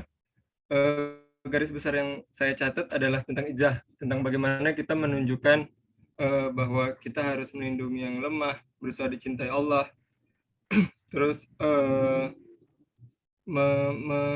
menunjukkan kebenaran, bahwa kebenaran hanya dari Allah. Terus kita harus menakar sesuatu berdasarkan perintah-perintah Allah, dan termasuk fisik juga harus sinkron dengan iman, dan kita tunjukkan dengan fisik tersebut. Seperti yang saya ingat itu cara Rasulullah berdakwah itu dari surah, sirah, dan sarirah beliau. Jadi menunjukkan bagaimana cara berpenampilan yang baik, menunjukkan keseharian yang baik, dan menunjukkan cara berpikir yang baik. Nah, jadi itu. Nah, selanjutnya teman-teman boleh bertanya di kolom chat ya, kolom chat Zoom, atau langsung raise hand aja, langsung kasih pertanyaan, langsung on mic. Silakan. Sambil menunggu mungkin saya boleh bertanya duluan ya, Ustaz. Monggo, atau sebelum itu perlu kita sampaikan juga ilmu bertanya ya. Ilmu bertanya. Pentingnya ilmu tadi. Ya. Jadi, rekan-rekan sekalian, mohon izin untuk menyampaikan ilmunya bertanya ya. Kalau kita coba mempelajari hadis Arba'in An-Nawawiyah, ya ada sebuah hadis yang menerangkan iman, Islam, dan ihsan. Ya, cerita hadis itu saya tidak akan membahas hadisnya terlalu panjang, tapi ceritanya adalah Malakul Jibril ya menjelma menjadi manusia, kemudian tanya mengenai Islam, iman, dan ihsan kepada Rasulullah SAW. Ketika tanya mengenai Islam, Rasulullah menjawab dengan 5 rukun Islam itu. Ketika menjawab bertanya iman, Rasulullah menjawab dengan 6 rukun iman itu. Ketika menjawab bertanya ihsan, Rasulullah menjawab dengan definisi ihsan yang beramal dengan merasa dilihat Allah Subhanahu wa taala. Tapi ketika Rasulullah SAW menjawab, ternyata ya yang bertanya ini mengatakan engkau benar, engkau benar, engkau benar. Artinya yang bertanya itu sudah tahu jawabannya gitu. Nah, ternyata kalau kita coba baca syarah hadisnya kan, pura-pura bertanya agar jawabannya itu bermanfaat untuk orang lain itu ada pahala sunnahnya gitu kan. Nah, sehingga monggo ya bagi peserta kalau mau pura-pura bertanya untuk mendapat pahala sunnah dipersilahkan. Boleh bertanya ya? Tanya dekat sampai lututnya bersentuhan ya Ustaz? Iya, betul. Lututnya bersentuhan. Tapi karena kita terhalang jarak, jadi nggak bisa. Mungkin pertanyaannya nih Ustaz, dari saya, implementasi tadi kan cara berizah yang ditunjukkan oleh khalifah. Bagaimana cara kita menunjukkan izahnya kita di zaman sekarang Ustaz? Kan zaman sekarang tuh ada yang menunjukkan Islamnya dengan terang-terangan, dengan teknologi dan segala macam. Tapi ada juga teman-teman yang karena ada orang, justru mereka jadi nggak jadi berizah gitu loh Ustaz. Jadi kayak takut dibilang ria gitu. Padahal enggak gitu. Dalam hatinya tidak berniat seperti itu, cuma karena di masjid kalau Jumat gitu ada apa itu kontainer lewat, nggak jadi masukin misalnya seperti itu. Untuk hal-hal lain juga di saat pandemi seperti ini, teman-teman jadi bahkan ada yang berlebihan untuk menunjukkan itu. Bagaimana menyikapinya Ustaz? Dan secara teknis bagaimana cara berizah di zaman sekarang? Kasih Ustaz. Jadi apa namanya beberapa yang bisa saya coba garis bawahi ya. Bagaimana menunjukkan izah kita, gitu kan? Tadi itu, yang pertama adalah jelas semuanya berawal dari keimanan, gitu kan? Nah, kalau keimanan maka yang perlu kita hati-hati adalah kemunafikan keimanan, gitu. Bagaimana cara menakarnya? Cara menakarnya adalah ketika kita mulai lemah dengan amal-amal solih, maka pada waktu itu kita harus berhati-hati dengan kemunafikan keimanan kita. Tadi di dalam surah Munafikun ayat 8 tadi ya, sudah kita sampaikan, gitu kan? Misalkan diundang kajian, sudah mulai mencari-cari alasan nggak datang, jangan-jangan ada kemunafikan, gitu kan? Nah, kalau begitu maka jangan pada waktu itu belum saatnya kita menunjukkan izah Islam pada orang lain. Karena kita pun sendiri masih belum layak, gitu kan, untuk menunjukkan izah itu, gitu. Nah, sehingga masih perlu kita memperbaiki iman kita pada Allah Subhanahu wa taala, gitu. Nah, berikutnya tadi ada juga disampaikan oleh Mas Azam tadi, ya, takut ria, gitu kan. Nah, ini ada satu kaidah begini, tidak jadi melakukan sesuatu ya bukan karena Allah itu juga tidak boleh gitu ya. Melakukan sesuatu bukan karena Allah tidak boleh, tidak jadi melakukan sesuatu tapi bukan karena Allah juga tidak boleh gitu. Nah, monggo tanya diri kita masing-masing gitu kan, apakah kita melakukan ini untuk riya atau tidak. Ini kita sendiri yang bisa mengukur. Bahkan ketika kita tidak jadi melakukan tapi bukan karena Allah Subhanahu wa taala juga nggak boleh gitu. Gitu. Jadi yang penting kalau kita coba ambil pelajari dalam surah At-Taubah ayat 24 ya. At-Taubah 24 itu mengisyaratkan pada kita bahwa ada 3 tujuan yang perlu kita capai, yaitu Allah, Rasulullah SAW, dan jihad fisabilillah. Gitu kan? Nah, kalau itu yang kemudian tujuan kita, maka ya insya Allah, gitu kan, izah Islam akan muncul. Tapi di dalam ayat itu juga kita juga telah diberikan warningnya, ya, bahwa bapak-bapakmu, anak-anakmu, saudara-saudaramu, istri-istrimu, kaum keluargamu, harta kekayaanmu, perniagaan yang kamu usahakan, jika rumah-rumahmu jika lebih engkau cintai, gitu kan, maka tunggulah sampai Allah menetapkan ketetapannya. Artinya apa? Kita hidup dengan keluarga kita hidup dengan bapak kita hidup dengan istri kita, ada harta kita, ada rumah kita, ada macam-macam di sekitar kita, gitu kan? Yang semuanya potensi untuk kemudian melemahkan tujuan kita pada Allah, Rasulullah SAW, dan jihad fisabilillah. Kalau gitu kita perlu hati-hati, gitu kan? Karena apa? Inilah yang kemudian potensi untuk kemudian menjadikan adanya kemunafikan di dalam keimanan kita, gitu kan? Nah, sehingga itu tadi, ya, penting bagi kita untuk terus ya memupuk keimanan kita ya pada Allah Subhanahu wa taala, bersihkan semua kemunafikan keimanan. Saat yang sama jangan lupakan tarbiyah jasadiyah kita, gitu kan. Nah, pada saat itulah kemudian kita bisa menunjukkan izah Islam itu. Allah alam bisawab. Wah, itu poin baru itu Ustaz, bagi saya, yang tidak jadi melakukan bukan karena Allah seperti itu ya. Itu juga tidak boleh. Oh, mungkin teman-teman ada yang mau bertanya, silakan. Mungkin tidak harus tentang materi ya, tidak harus tentang redline materi. Hal-hal lain juga boleh kita sharing. Karena teman-teman di sini kan juga meluangkan malam minggunya. Itu artinya waktunya sangat sangat apa ya? Sangat diistimewakan lah. Biasanya kan malam minggu tuh teman-teman tidur atau malah pergi keluar seperti itu kan. Teman-teman malah ke sini gitu ke. Oh, ada pertanyaan dari Mas Rido. Silakan Mas Rido. Ya, Teman sebelah kamar saya ini. Masya Allah. Ini pernah bertanya ya Pernah untuk bertanya. mencari pahala sunnah ini. Insya Allah. Assalamualaikum warahmatullahi wabarakatuh, Ustadz. Waalaikumsalam warahmatullahi wabarakatuh. Selamat malam dan semoga sehat selalu. Kenalkan Ustadz, Amin. saya Rido. Tadi Masya Allah sekali, banyak sekali poin-poin dan pelajaran yang bisa kita ambil ya. Salah satunya terkait dengan tadi sempat Ustadz singgung tentang menjadi umat yang kuat. Kalau kita coba tarik ya Ustadz ke keadaan zaman sekarang ini, yang kita tahu percepatan teknologi dan informasinya cepat sekali, itu bagaimana kita mendefinisikan kata kuat ini Ustadz, terutama bagi kita yang saat ini berada sebagai pemuda gitu. Terus yang kedua Ustadz, Ustadz secara pribadi bagaimana Ustadz mengamalkan atau mengupayakan menjadi diri yang sebagai umat yang kuat ini Ustadz, dari Ustadz pribadi. Masya Allah. Terima kasih Ustadz. Masya Allah, pertanyaannya berat ini. Nih, pertama adalah bagaimana menakar ya, kita mempersiapkan diri menjadi umat yang kuat. Ya. Jadi kita coba mengambil hikmah yang pertama tadi, yang sudah kita coba pelajari bersama-sama.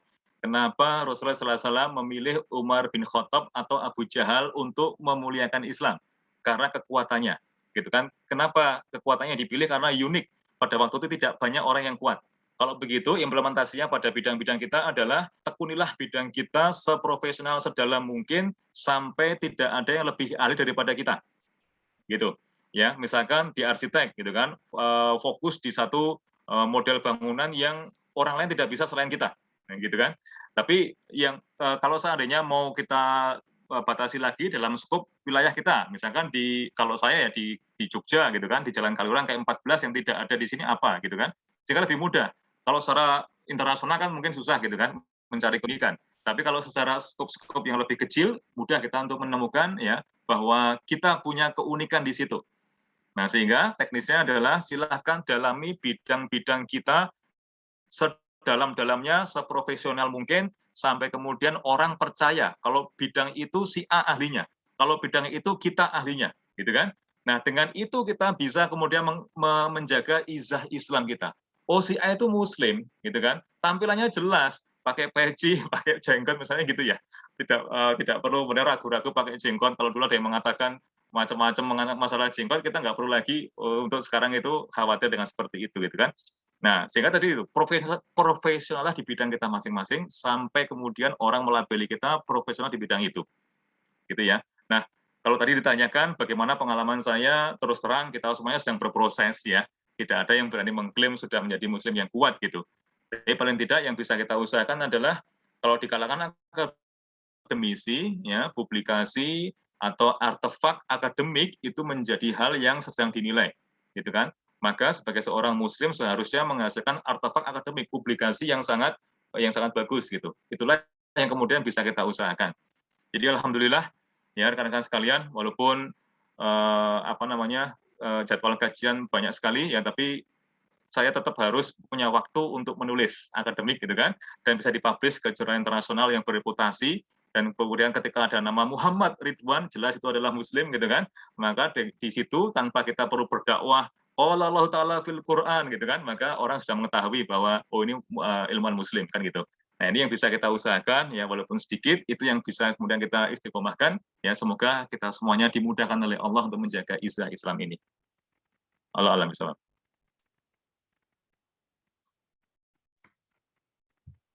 Sudah, Mas Ridho? Ya, jazakallah khairan Ustaz. Wah, iya aku. Teman-teman yang lain, mungkin satu pertanyaan lagi ya sebelum kita tutup.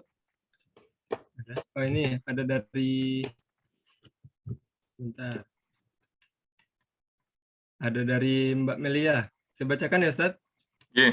Assalamualaikum Ustaz, izin bertanya. Wajar tidak jika kita kadang dalam berdakwah atau membagikan postingan kebaikan di sosmed sedikit mengkritik kasus-kasus perpolitikan sekarang yang berkaitan dengan umat. Hal itu semata-mata karena rindu dengan sistem kepemimpinan kekhilafahan, terutama pada masa sahabat. Atau apakah ada batasan ketika membahas Islam di ranah ini? Itu Ustaz. Ya, nah ini ya, jadi Masya Allah ya, ketika kita hidup ya di dalam suatu negara, maka tidak bisa dilepaskan dengan perpolitikan, apalagi media sosial kan, yang membuat kita semakin kaya dengan informasi-informasi itu gitu. Sekarang kita semuanya jadi politikus gitu ya, pada saat yang sama kita semuanya jadi ustadz gitu kan, bisa mempelajari agama dari manapun sumbernya kan gitu. Nah ini menarik ya, tadi pertanyaannya. Jadi apa yang bisa kita lakukan adalah ya, kita menyampaikan bagaimana nilai-nilai agama kita mengatur pada hal itu. Jadi ketika topiknya katakanlah masalah rasuah atau masalah korupsi, gitu kan, kita menyampaikan ya bagaimana Umar bin Khattab tadi itu ya sangat khawatir ketika ada harta di negerinya yang tidak sampai pada rakyatnya pasti akan ditanya oleh Allah Subhanahu Wa Taala. Kita sampaikan saja ya kebaikan-kebaikan di dalam agama kita, maka orang pasti akan melihat. Saya teringat ya, ada sebuah nasihat dari Syekh Hasan Al-Banna dulu ya, salah seorang pendakwah di Mesir ya. Beliau mengatakan ya untuk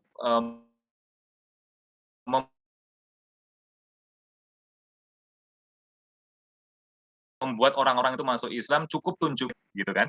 Nah, maka kalau kita melihat perpolitikan di negara kita, cukup ambil temanya. Cukup ambil temanya, buka Quran kita, buka sirah sahabat ya, sebenarnya harusnya begini loh. Yang benar harusnya begini loh menurut agama kita. Cukup sampaikan pada masyarakat ya. Ketika masyarakat melihat keindahan Islam, maka kita sangat yakin ya mereka akan melihat keindahan itu sehingga mereka justru malah akan masuk ke dalam keindahan Islam itu sendiri. Allah a'lam bishawab. Ya, seperti itu ya Mbak Melia. Jadi kita bukan langsung menyangkal, atau saya salah bahasanya, bukan langsung menyangkal bahwa ini salah, itu salah, tapi kita harus menunjukkan dulu bahwa itu adalah sesuatu yang benar dan sesuatu yang indah seperti itu. Mungkin kayak Mas Leo ya di Depak harus menunjukkan dulu Mas Leo nih keren, jenggotan, sikap dan sifatnya sangat baik seperti itu. Jadi nggak perlu ditunjukkan. Gitu. Contoh aja Mas Leo, maaf. Kerja di pemerintahan seperti itu ya. Dan teman-teman yang lain. Ya, teman-teman yang lain juga. Mungkin itu pertanyaan terakhir ya, pertanyaan penutup kajian kita pada malam hari ini. Ada satu lagi nih. Ada satu lagi nih di chat ada satu lagi. Ada. Okay. Oh ya, boleh.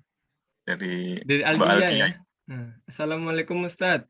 Terkait dengan manajemen konflik atau masalah, metode problem solving seperti apa yang dapat kita teladani dan implementasikan dari Umar bin Khattab di zaman sekarang. Sebab kita mengetahui bahwa Umar sendiri memiliki sifat yang dominannya yang tentunya ini mempengaruhi metode beliau dalam menyelesaikan sesuatu permasalahan. Jazakallah khair, Ustaz. Ya, betul ya. Tadi kita meng-highlight ya beberapa hal. Umar bin Khattab adalah seorang yang sangat tegas, sangat kuat gitu kan. Jelas itu berpengaruh pada cara berpikirnya.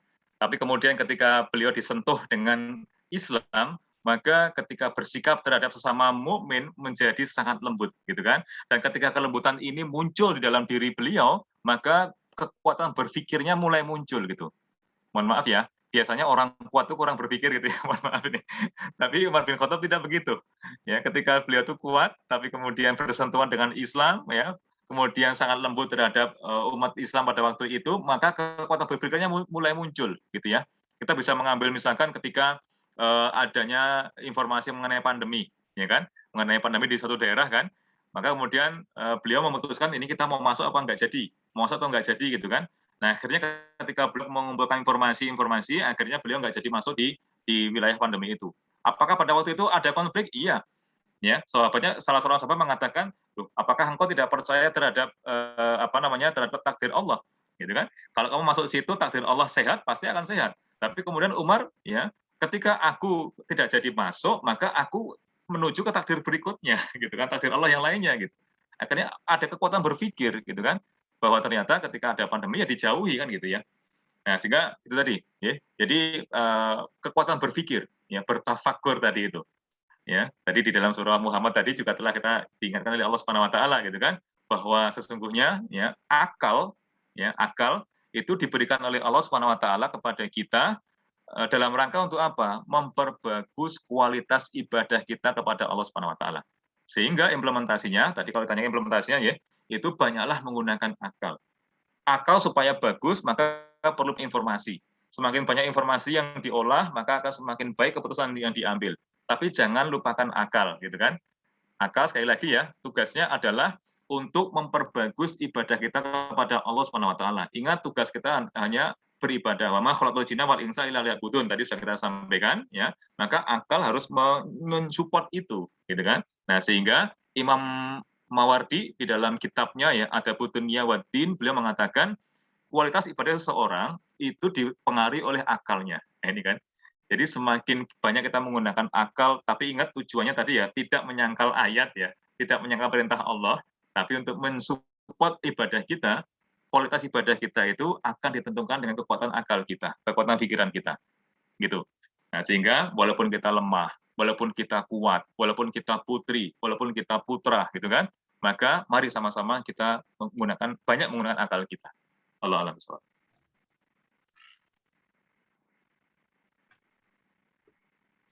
Ya, mungkin seperti itu. Pertanyaan terakhir ya tadi.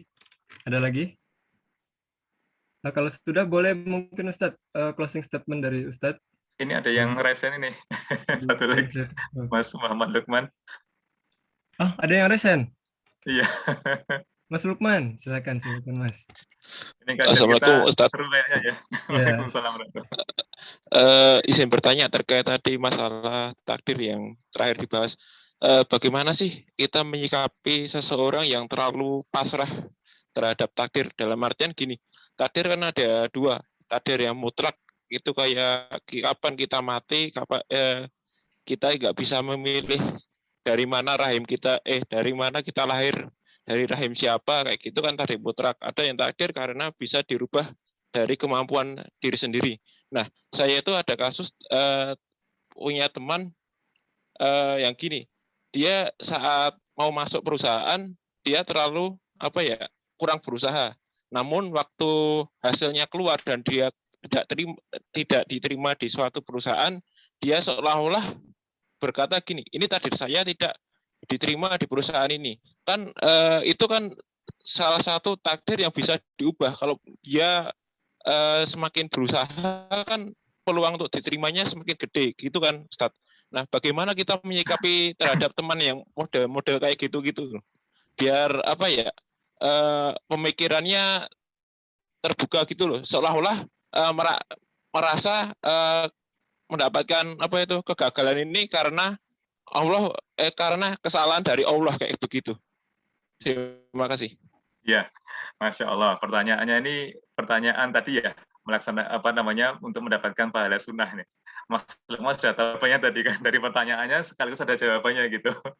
Jadi ternyata ketika manusia itu belum tahu takdirnya nanti mau seperti apa, maka ada peluang ibadah di situ. Nah, gitu kan. Wa khalaqtul jinna wal insa illa liya'budun. Kembali lagi kepada Az-Zariyat 50 tadi itu.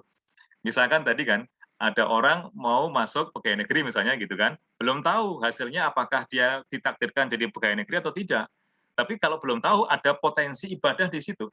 Apa ibadahnya? Mengusahakan yang terbaik, ya kan? Karena Allah Subhanahu wa taala. Yang terbaik berarti mengikuti Rasulullah SAW, tidak dengan cara menyuap gitu kan, dan seterusnya, berusaha sebaik-baik mungkin. Nah, ketika ada potensi ibadah, ibadahnya itu yang kita cari, gitu kan? Ibadahnya itu yang kita cari, dan konsepnya, rumusnya adalah begitu ibadahnya sudah kita usahakan, ya usaha ikhtiarnya sudah kita maksimalkan, wa may yatawakkal 'alallahi fahuwa hasbuh, di dalam surah At-Tolak, ya kan, di ayat-ayat 3 awal itu. gitu kan? Maka ketika kemudian sudah kita usahakan, maka tawakal kepada Allah Subhanahu wa taala. Hasilnya mau diterima mau tidak, fahuwa hasbuh, Allah pasti akan mencukupkan, gitu. Kalau kemudian kita diterima, pasti akan diberikan kecukupan, gitu kan. Kalaupun tidak diterima, karena kita sudah tawakal pada Allah Subhanahu wa taala, akan dibuat cukup juga. Alhamdulillah aku nggak diterima. Kenapa? Karena mungkin itu tidak baik untuk saya, gitu kan. Nah, perasaan cukup inilah yang kemudian kita perlu pahamkan kepada teman kita tadi itu.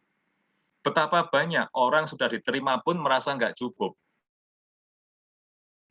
Sehingga apa? Tamak, gitu kan. Dan betapa dirinya, sehingga merasa nggak cukup.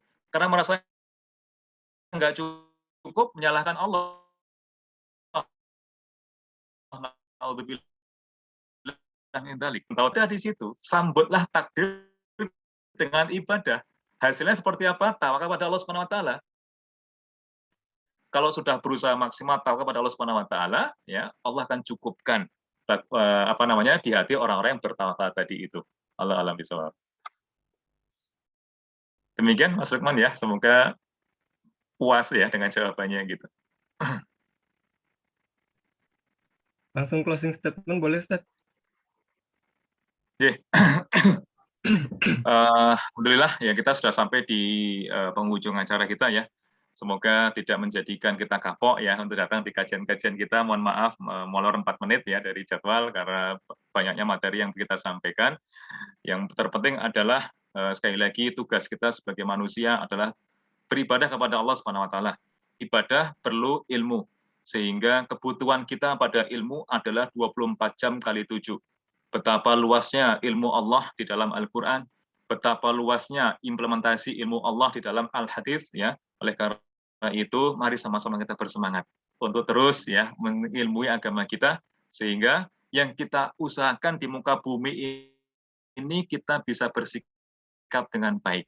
Gitu kan? Tanpa ilmu agama, maka akal kita tidak akan sampai ke situ. Ketika akal nggak sampai ke situ, kualitas ibadah kita juga akan biasa-biasa saja. Semoga Allah Subhanahu wa taala berikan pada kita pemahaman yang baik sehingga kita bisa memaksimalkan ibadah kita kepada Allah Subhanahu wa taala. Demikian, semoga bermanfaat. Kalau tadi Ustadz menyinggung surat Az-Zariyat ya, wa ma khalaqtul jinna wal insa illa liya'budun, ada juga satu kisah yang saya ingat itu turun sedikit ke surat At-Tur, masih di halaman yang sama itu inna adzaba rabbika lawaqi'.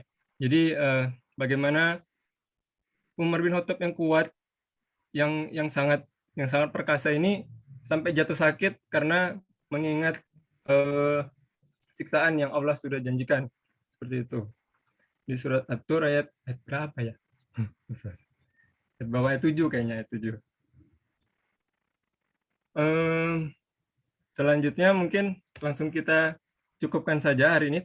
Terima kasih teman-teman yang sudah hadir, yang sudah meluangkan waktunya, teman-teman dari Bengkulu, teman-teman dari Jogja ini, kebanyakan teman-teman di arsitek, teman-teman di farmasi ya, teman SD, teman SMP, teman SMA, ada semua nih kayaknya kalau saya lihat-lihat. Mudah-mudahan connectivity kita tentang keislaman, tentang dakwah ini semakin meluas ya. Salah satunya bisa di organisasi-organisasi lain, salah satunya di teman tumbuh. Kita juga menyediakan lah, teman-teman panitia ini memfasilitasi untuk itu. Kalau teman-teman sudah pada bingung mau kemana, bukannya harus di teman tumbuh terus, boleh dimanapun boleh, karena semuanya sama. Jadi alhamdulillahirrahmanirrahim, telah kita selesaikan kajian kaum yang kedua setelah materi Abu Bakar bulan lalu. Insya Allah bulan depan akan ada materi Utsman bin Affan, Khalifah ketiga ya, Khalifah ketiga. Mudah-mudahan teman-teman tetap istiqomah, bisa mengikuti. Insya Allah semakin berkah.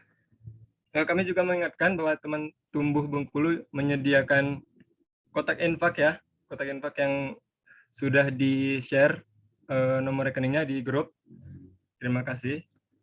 Ada message baru nih. Oh ya, message-nya itu nomor rekening.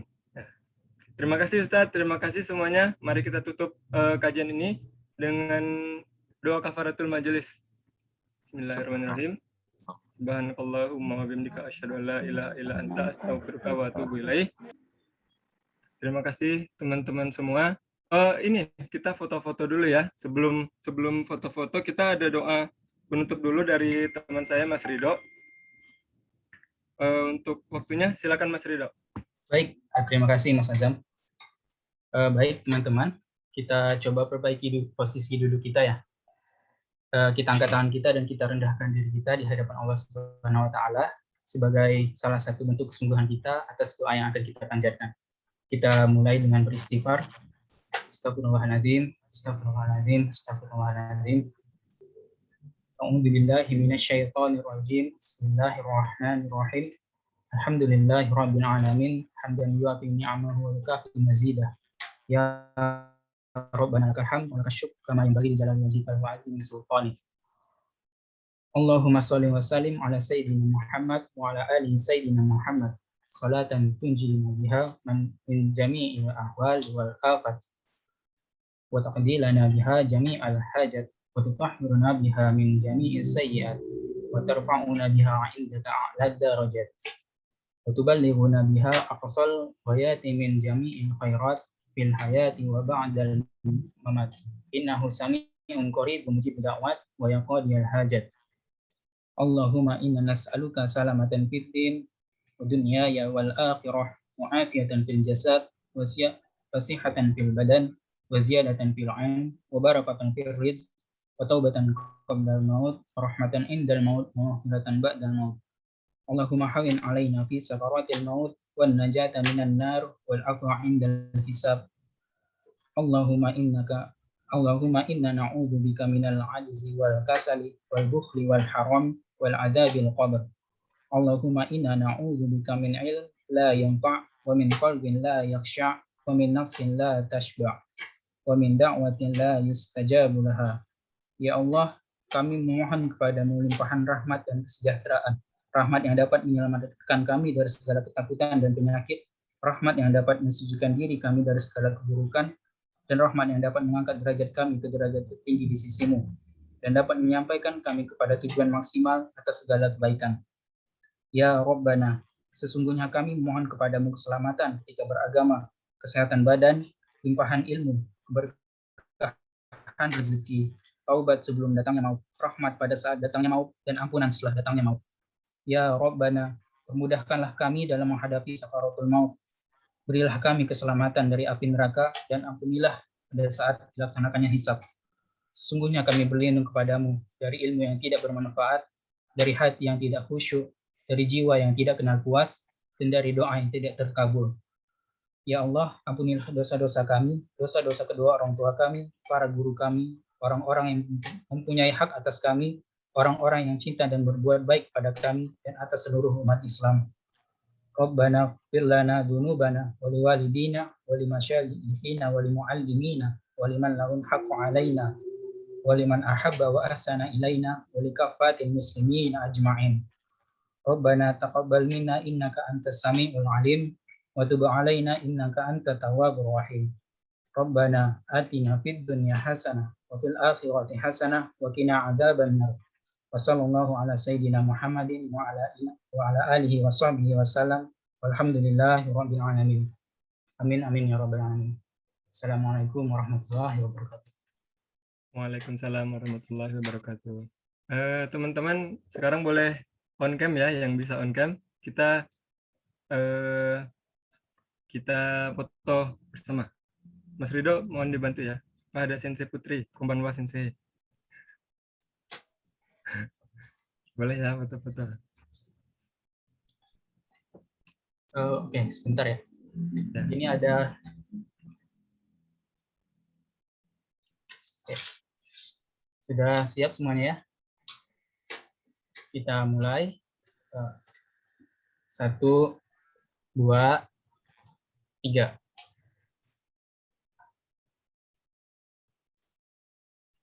Oke, sudah selesai.